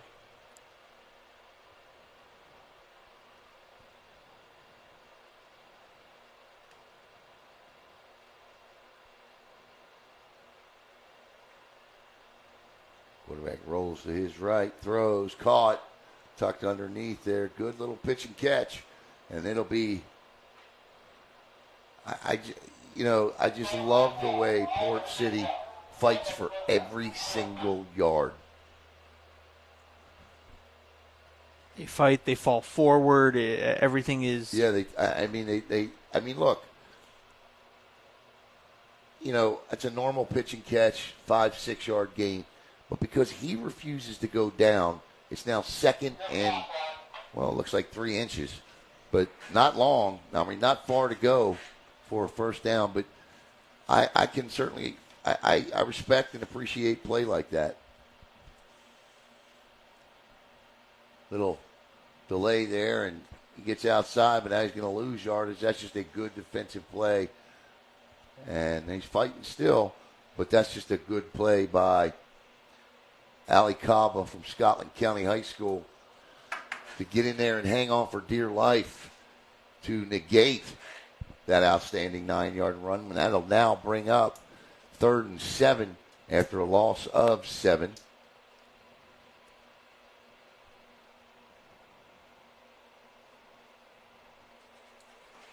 I just look for something underneath again, maybe tucked under in the slot right there. It's been open all day, and I can't see why it wouldn't be now.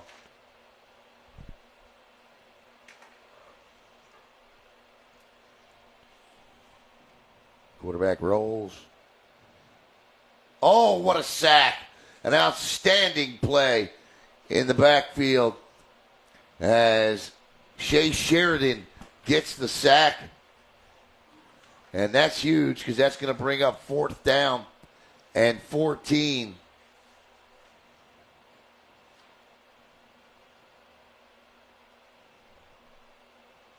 And for Sheridan, his second quarterback takedown of the season and under a minute to play here in the 3rd quarter.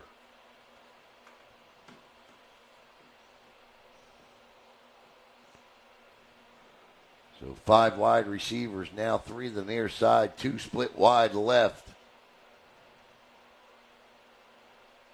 Dime package, steps up in the pocket, throws, intercepted at the 12, and that's as good as a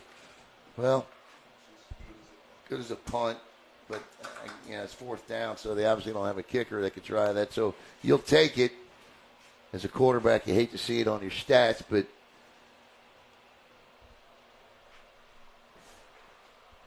you take a shot there because you don't want to give him the ball at the 40.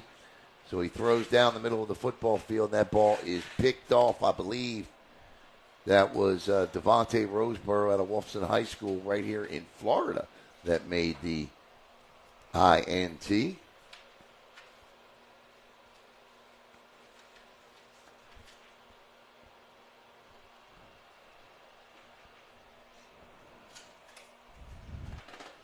So Bach and company again will take over. And they haven't taken over. 3 of their possessions in this game have come from the 20 or in, closer towards their own goalpost in this contest. They've had to really battle. 27.7 seconds, little delayed handoff there. And that'll be the final play of the 3rd quarter on that give there. So we'll head to the 4th quarter with your score. Fayetteville 14 and the Vikings 14.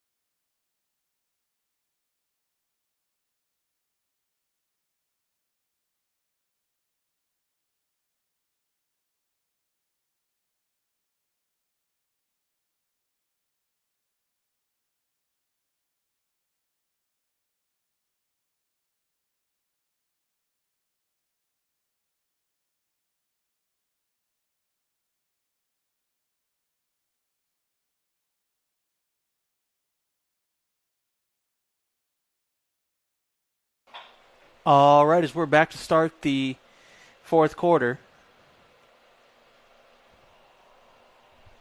Bach drops back to pass. Fires. It's caught. 30-35 and pushed out of bounds about the 37-yard line.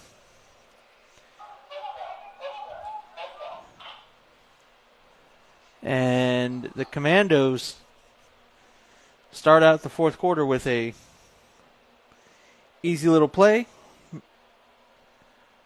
and running a little sugar huddle here.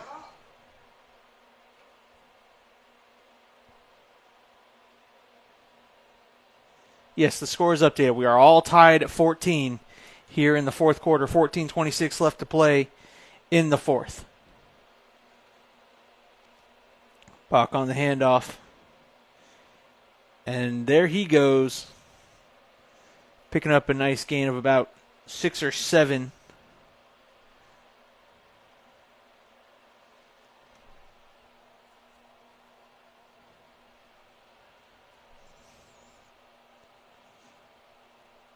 That's Betts.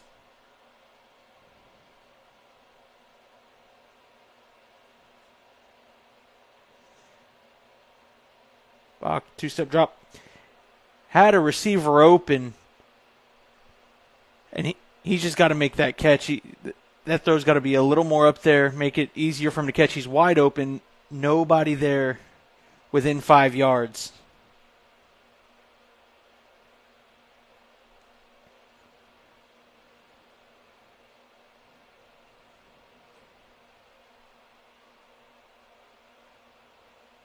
Tackle comes back. Want to make sure he got the play out of the gun. Bach looking, fires. That's going to be a first down catch.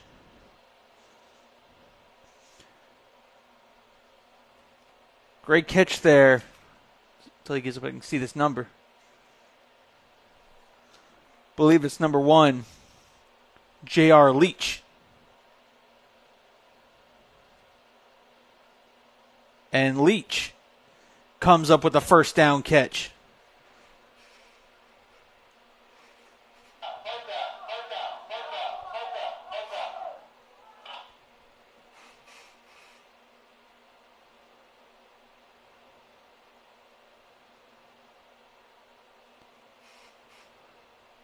Lots of communication. Bach trying to get everyone out there on the same page.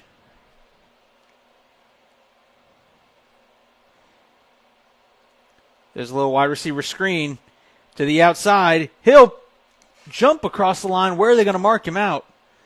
They're going to mark him out about a yard short. And that's going to bring up second and about 1. I believe that was number 11, Seth Smith. So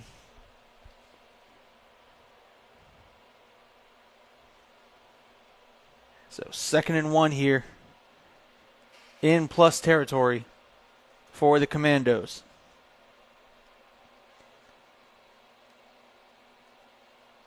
Bach's going to flip it, and that's going to be caught, and that'll be another Commandos first down.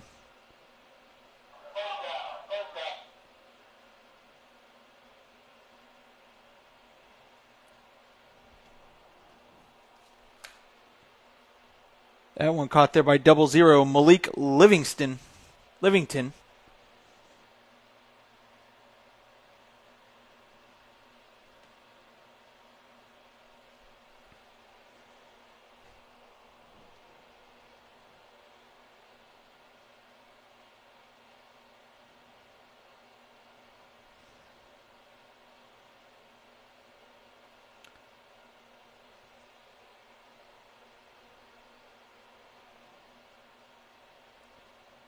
Bach, little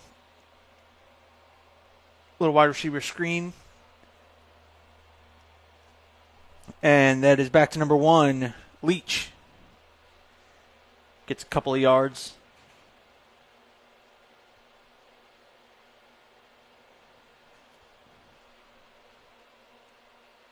That'll bring up second down and about 5.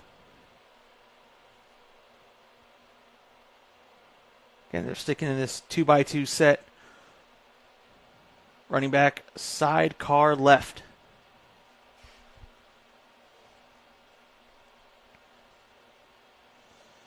And he'll give it off to the back, and he'll get a couple of yards.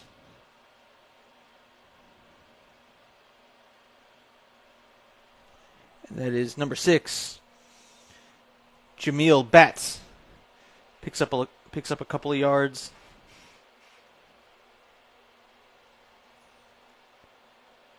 Third down.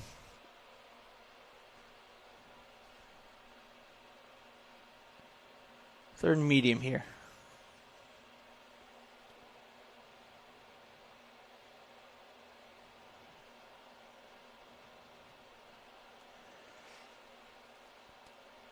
Fires. And it's a completed catch. And they're going to mark him down at the 2-yard line. The Commandos now set up with first and goal inside the hashtag Pool Mafia red zone. I didn't know if he was going to come down with that. That's number 84. That's Brian Carpenter.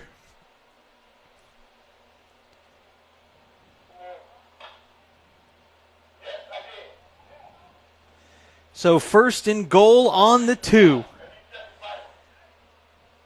Can the Commandos put it in the end zone?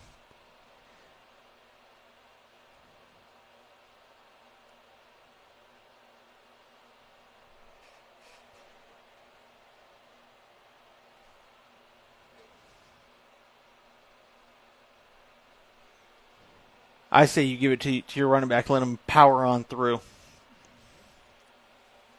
But that's just me.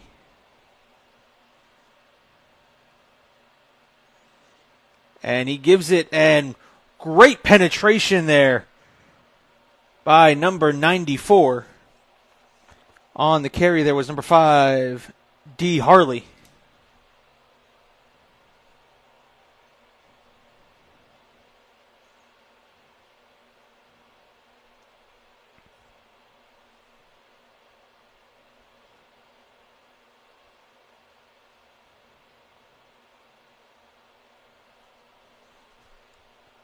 Two-by-two set, running back this time sidecar right. Bach rolling out. Looking, fires, incomplete. And that'll bring up third down. Third and goal from the 3. Yes, that was number 20 on the coverage.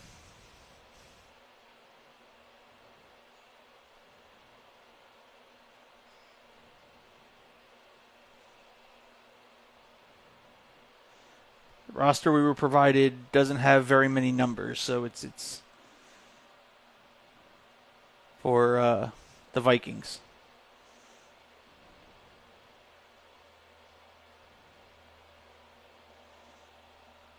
So here we go. Tight bunch set. 6:59 left to go in the 4th. Bach looking, he's going to fire to the back corner, and it's caught! Touchdown, Commandos! Number 11 on the grab.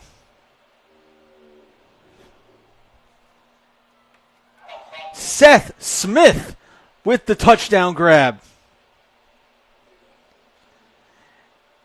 And right now, with 6:39 left to play in the game, 20-14 pending this extra point.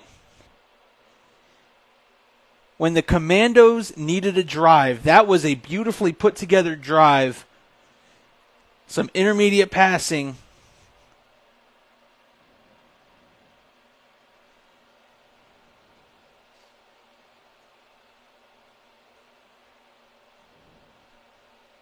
And I agree. I think these 2 points are going to prove crucial here.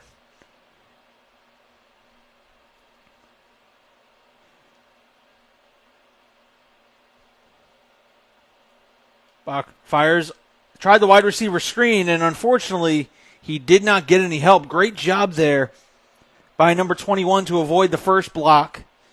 cause him to stay on that outside, and then number 20 coming in with the tackle. But with 6:39 left to go in the game, it's 20-14. Commandos on top. We'll be right back.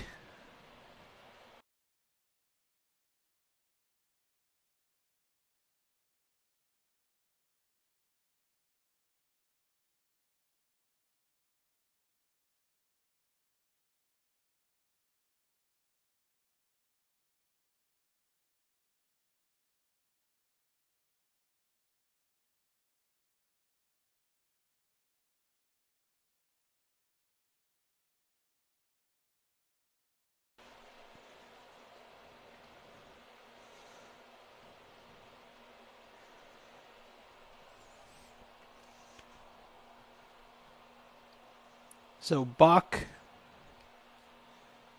to Smith on that touchdown, on that 3-yard touchdown pass.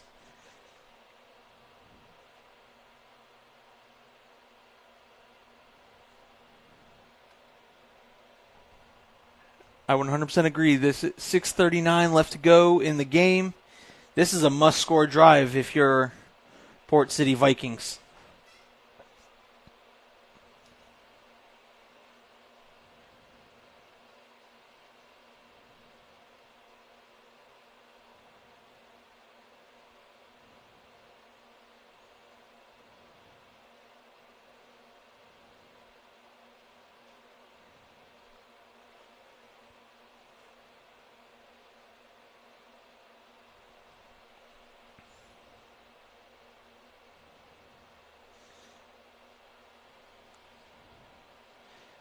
There's a return there by, looks like number 2. And he'll make it to about the 45-yard line.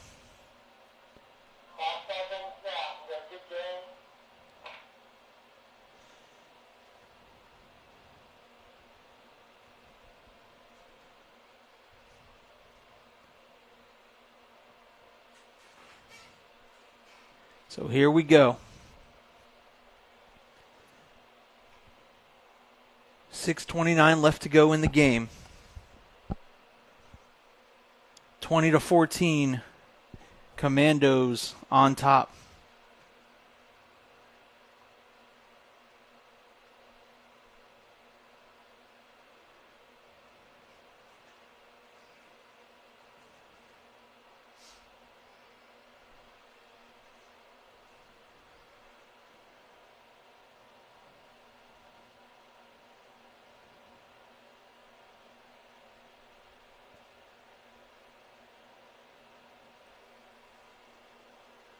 Lines up in the pistol formation. Quarterback steps up. Now he's going to take off with it. He's at the 50, slides at about the 45-yard line.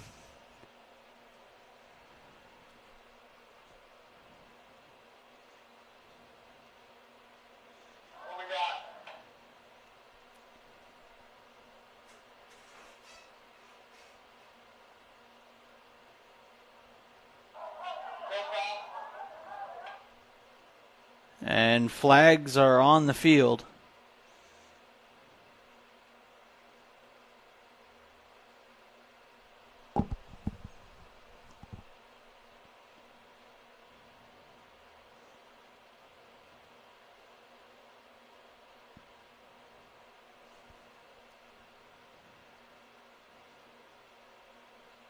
And they're going to wave the flag off. So a nice gain there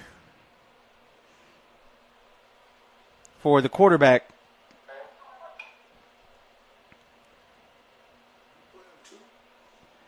And it's second down, second and about 3.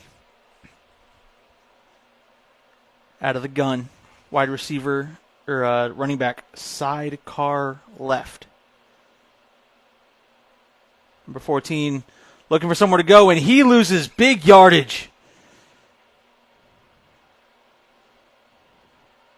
Number 4 will get credited with that sack. That's Ali Kaba.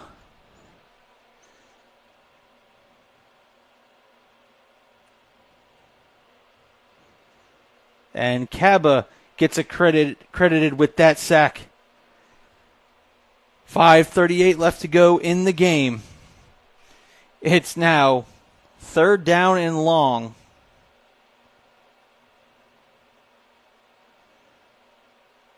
And there's the delayed handoff, and he is tackled, but number 9 there almost ripped the ball out. That was Deshaun Maddox, who nearly ripped that ball out of the running back's hands. And 4th down. Now there is a Commandos down on the field. Coming up at the end of the game, regardless of how this finishes out, at the end of the game, we will stay live for trophy presentation. The winner gets a big trophy. The runner-up gets a belt, and they down there will name 2 MVPs from each squad, an offensive MVP and a defensive MVP. Those MVPs get an invitation to play in the Pro Bowl on September 30th in Savannah, Georgia. Again, it's 2 from each team, an offensive let me try that again. An offensive MVP and a defensive MVP from each squad.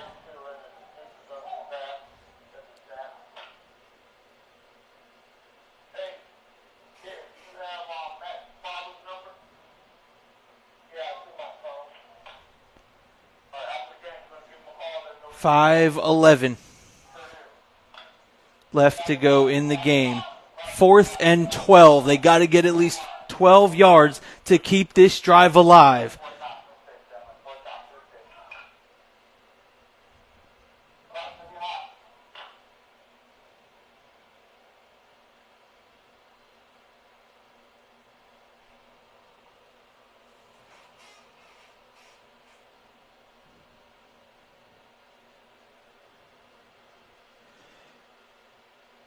Quarterback drops back. He's going to take a shot, and it's intercepted. Intercepted, and he's going to go down the sideline. Nobody to touch him. That's a pick 6. Touchdown, Commandos.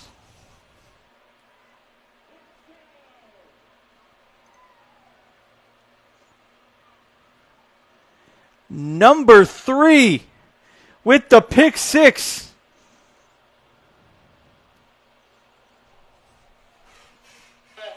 Devontae Rossenborough.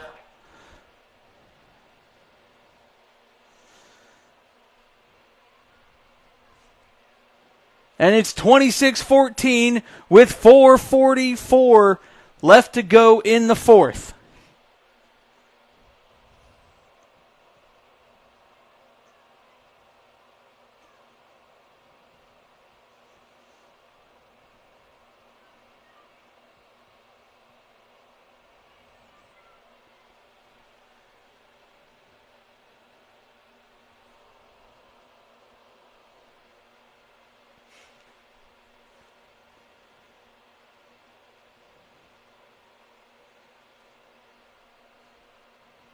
Wow. I mean, that was just a beautiful, beautiful pick 6. And way to come up when the game was on the line. Way to come up and make the play.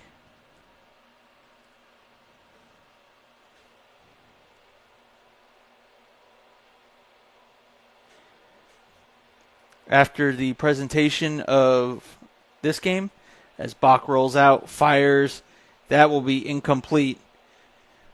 But the important thing is for the Commandos, they put 6 more points on the board, and it's 26-14 with 4:44 left to go in the game.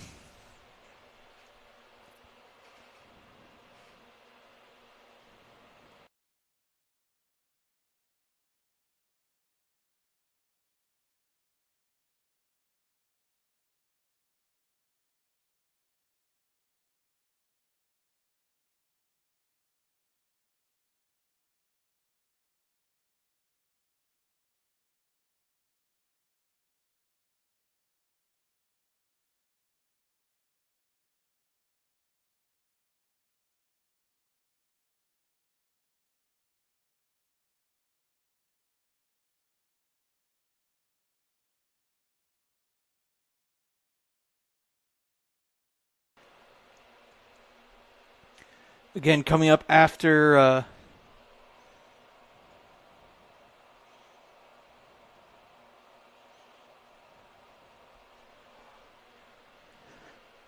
after this broadcast, we will stay live for the trophy presentation, and then after, we will get our devices ready for the final game of the day, the Georgia Cobras taking on the Daytona Broncos.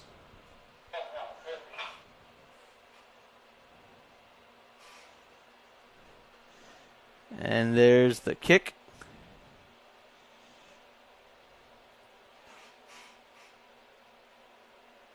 And look at this run back down to about the 46-yard line.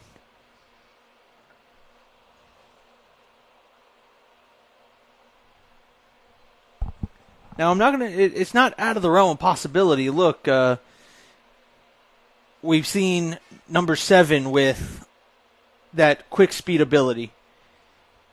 You know, he could easily score, and then, you know, you need an onside kick, but it's not out of the realm of possibility for the Vikings to come back. But we haven't seen that play. We haven't seen that spark, that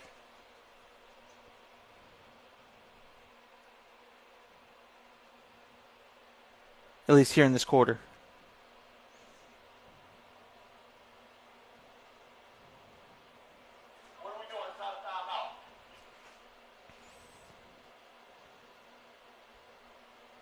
I would say, I'm like, I don't know what's going on here.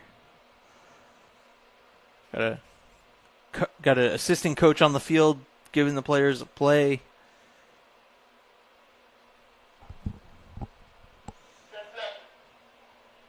Ten seconds left to snap the ball.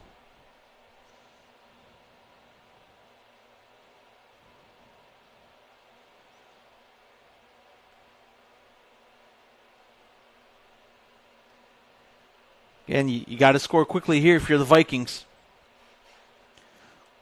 Quarterback step, fires and caught. And number 5 there fell down. He got a first down.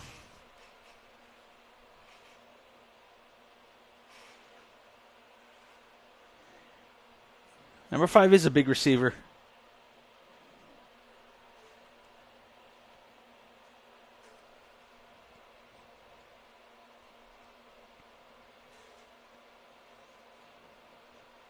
That's what I was thinking. I'd like to see some urgency from that Vikings team. Take a shot deep downfield, and incomplete.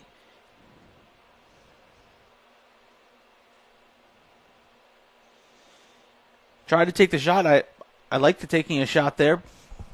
Kind of needed it.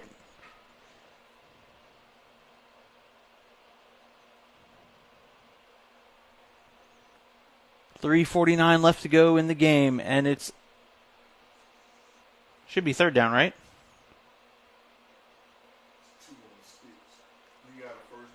Oh, that's right. It was a first down.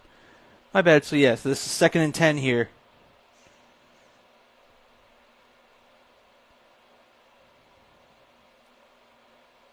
And here comes number 14. Number 14 going to open field, looking for blockers, and he slides at about the 22-yard line.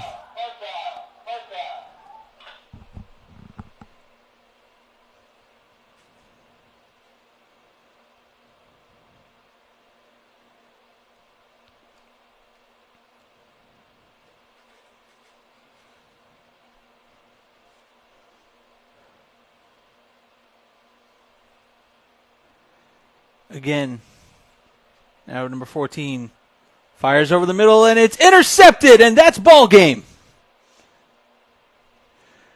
2:46 left to go, and the interception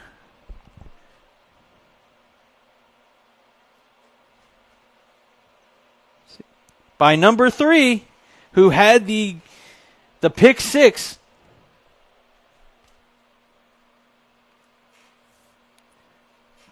Devontae Rossborough. Oh. No interception? He dropped it? My bad. I thought he caught it.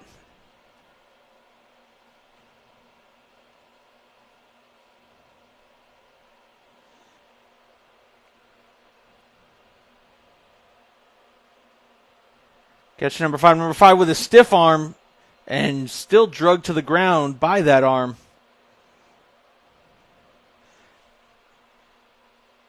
Inside the 10-yard line. 2:20. Coming up on 2:20 left to play in the game.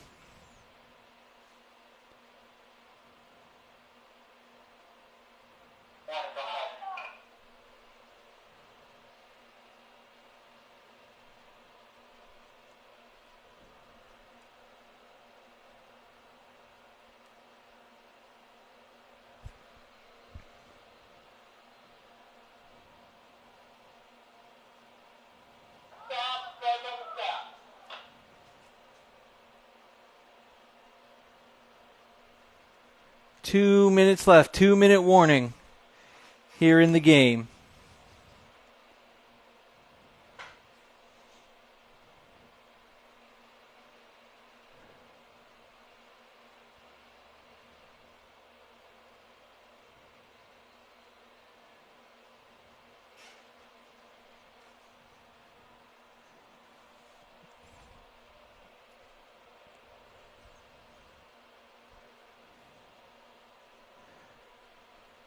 Number 14 steps up, fires. It's caught by number 20. Touchdown! So touchdown for the Vikings. Number 20. He was just standing all by himself in the end zone. There's 1:54 left.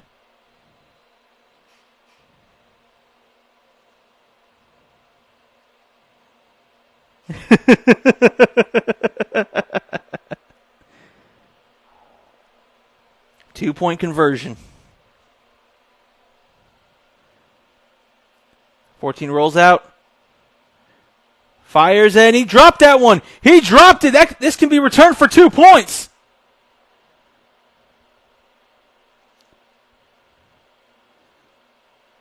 And it won't be returned, but the game it's a one-score game, 26-20.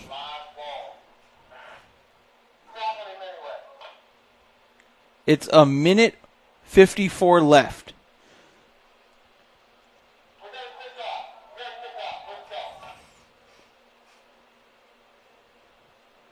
And that was Kaba.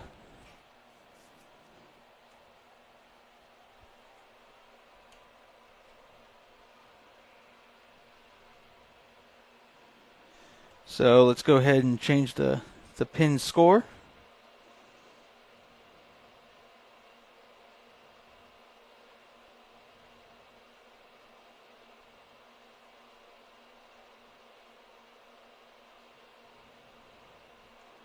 So it's 26-20 in favor of the Commandos.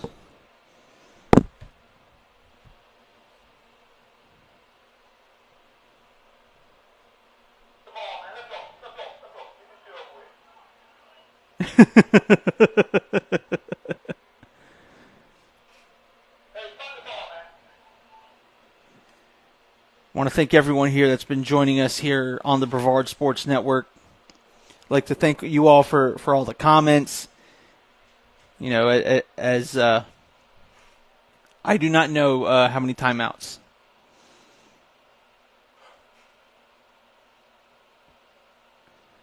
But you guys have been fun, and we hope you sit around and enjoy the next game, the Daytona Beach Broncos and the Georgia Cobras.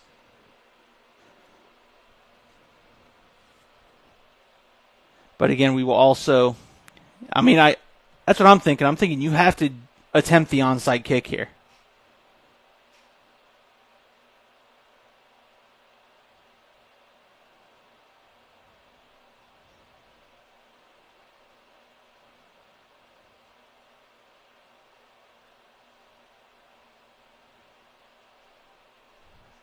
.154 left in the game.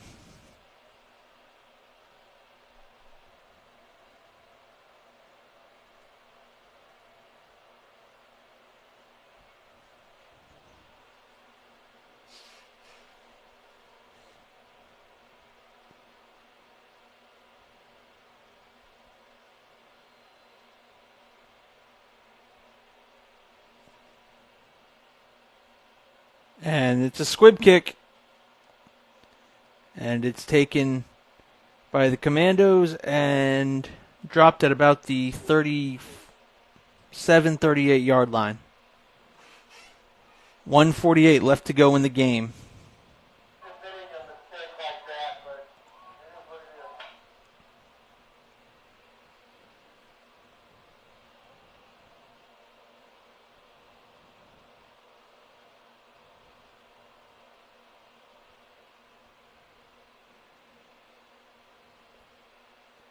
That was the longest onside kick ever. Yeah, I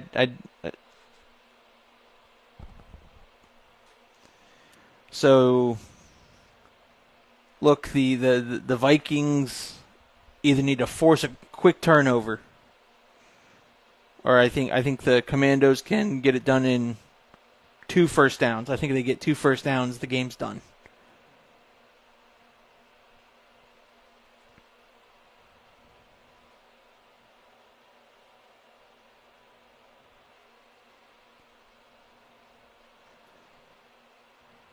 Bach in the gun. 3 receivers, 1 tight end, 1 back.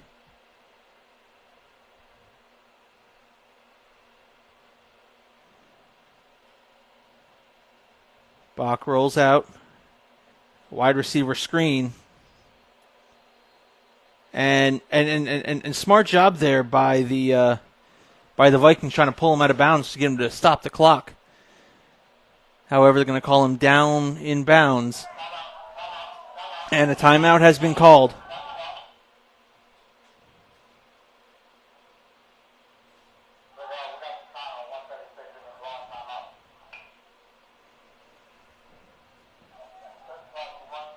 So that was a gain of possibly a yard or so.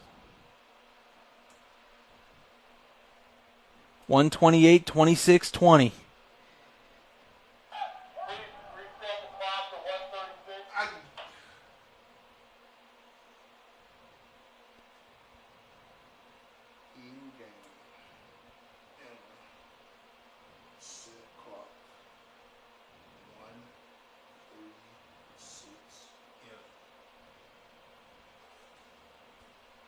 All right, so the clock has just been fixed. There's now 1:36 left.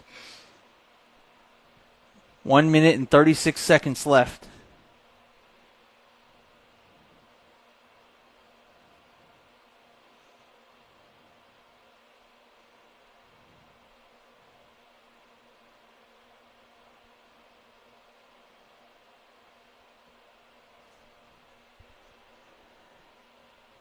Three receivers, 1 tight end.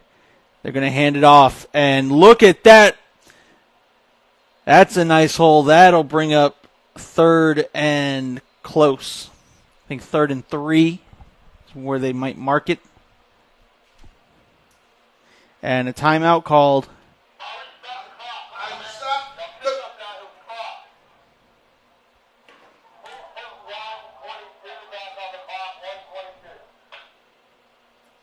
Now they're putting more time back on the clock. There's now a minute and 22 seconds. 3rd and 4.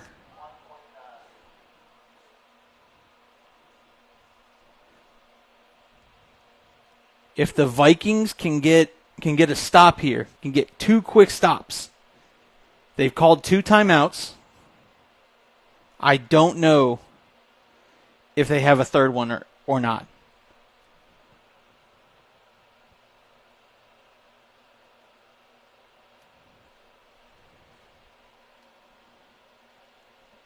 And that's 5 yards.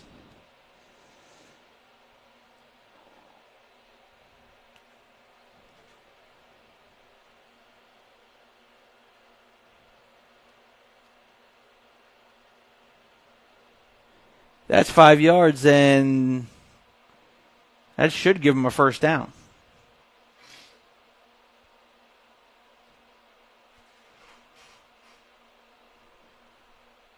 Minute 20 left on the clock.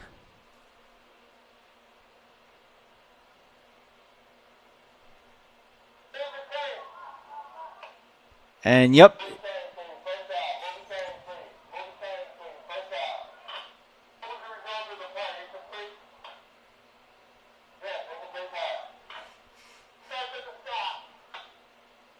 And that'll be a first down.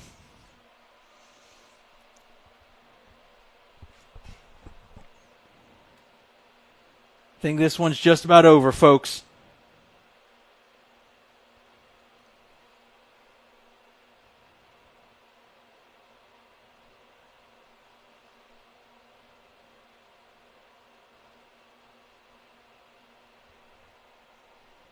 Again, we're going to stay live for the trophy presentation, the belt presentation, and the MVP.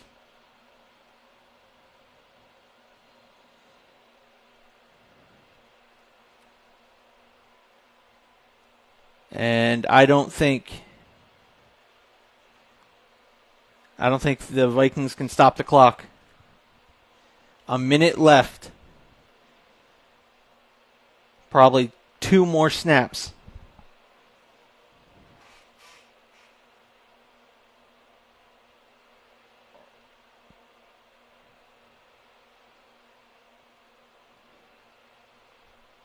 So congratulations to the Commandos for fighting their way back.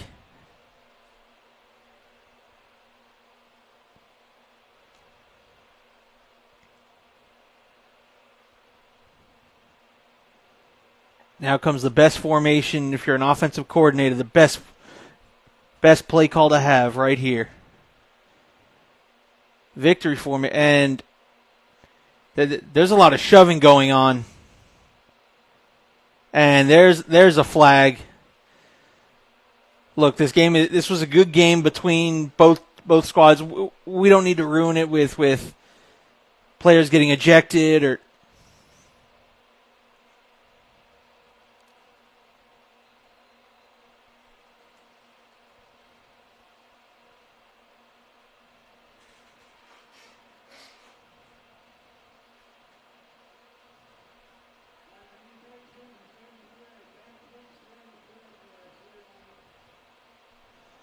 And that's going to do it, folks.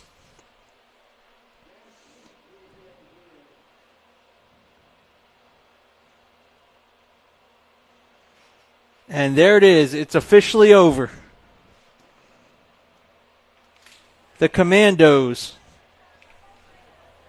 with a 26-20 victory. They will be receiving the trophy. Now we're going to stay here. We're going to do the trophy presentation, and we are going to do the MVP presentation. We're going to stay right up here. The next game is scheduled to start about 8 o'clock. But if you want to watch the trophy presentation, just keep it right here.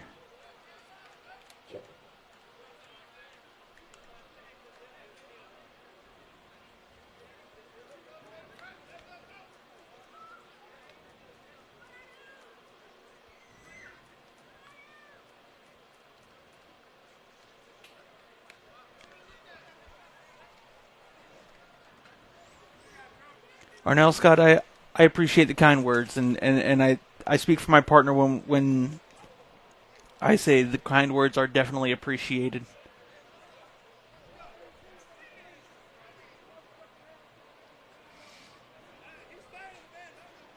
So we're going to stay here, and as they announce, I'm going to zoom in as much as I can so y'all can see the belt. The belt is presented to the runner-up, and the trophy is presented to the bowl champion.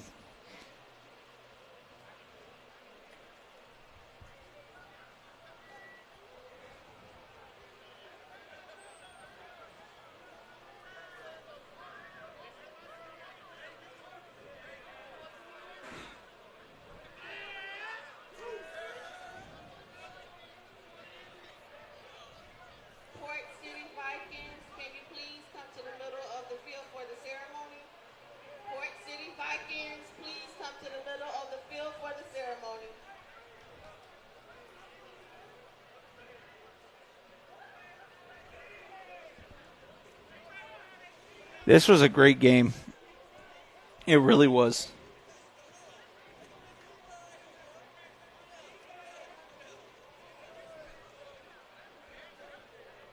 Probably best game of the day so far. I mean, not probably. This was the best game of the day so far. It was competitive. It was interesting the whole way through.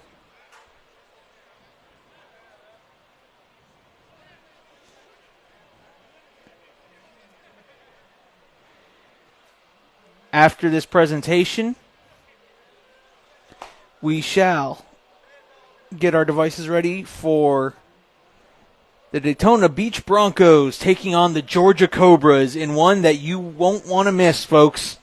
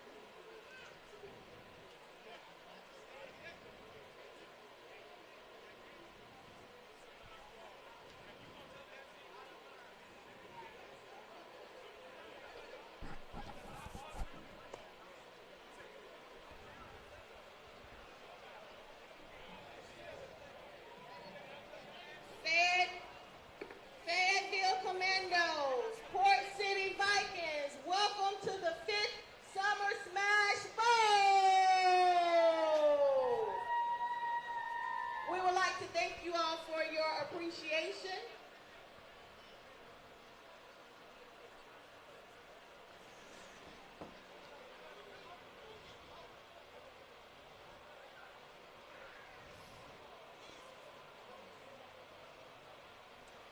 The Summer Smash Bowl champions go to the Commandos. I'd say offensively for the Vikings, I would have to give it to number 5 or number 5 or number 7.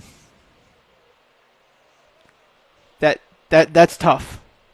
Number 5 or number 7 would be my offensive MVP for the Vikings.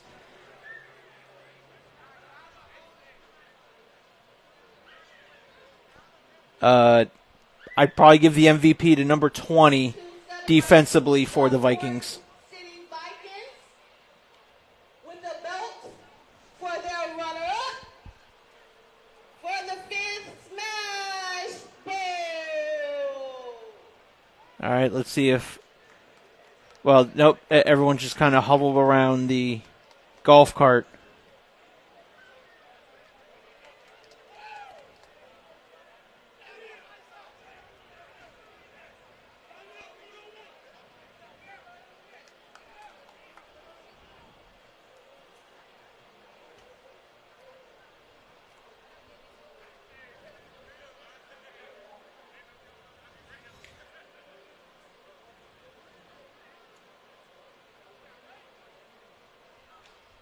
How about those Fayetteville Commandos? And the Commandos getting presented with their trophy.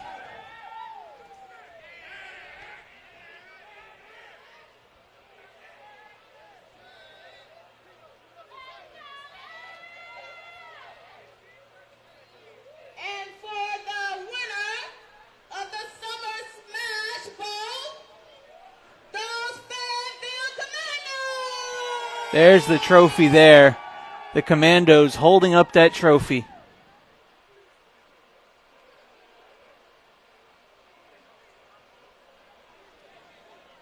Now comes the fun part. Listen up, listen up. Now comes for the MVPs. Listen up. We are not finished celebrating you all. We have MVP awards to give out.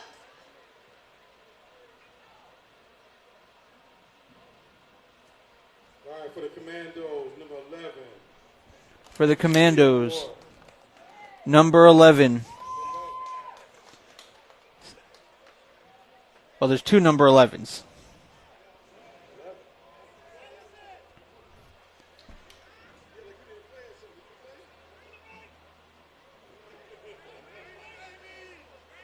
Hey, all right. So not only do you get MVP, but you So I don't know which 11 they're talking about. I don't know if it's Seth Smith or if it's Tito Williams.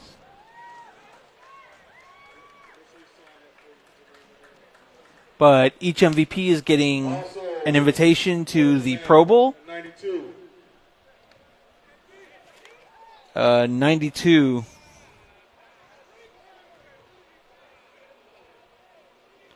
Ken Brown given the MVP for the Commandos. Congratulations. You also get an entry into the Pro Bowl for Tuesday on September 30th as well. Now, for the Vikings, All right, now the Vikings MVPs. number 45. Number 45 is an MVP. Congratulations, you also get the entry to the Pro Bowl.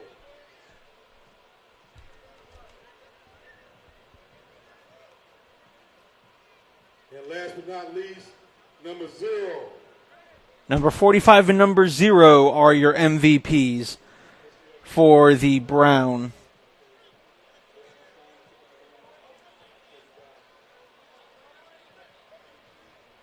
All MVPs come up front, please, to take the picture together. So there goes the MVPs.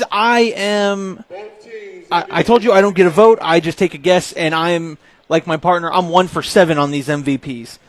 I don't know who's deciding it, but folks, that's it for our presentation. We're going to get our devices ready and going for the Daytona Beach Broncos and the Georgia Cobras. See you at about 8 o'clock for kickoff of our final game of the day. So you get yours back.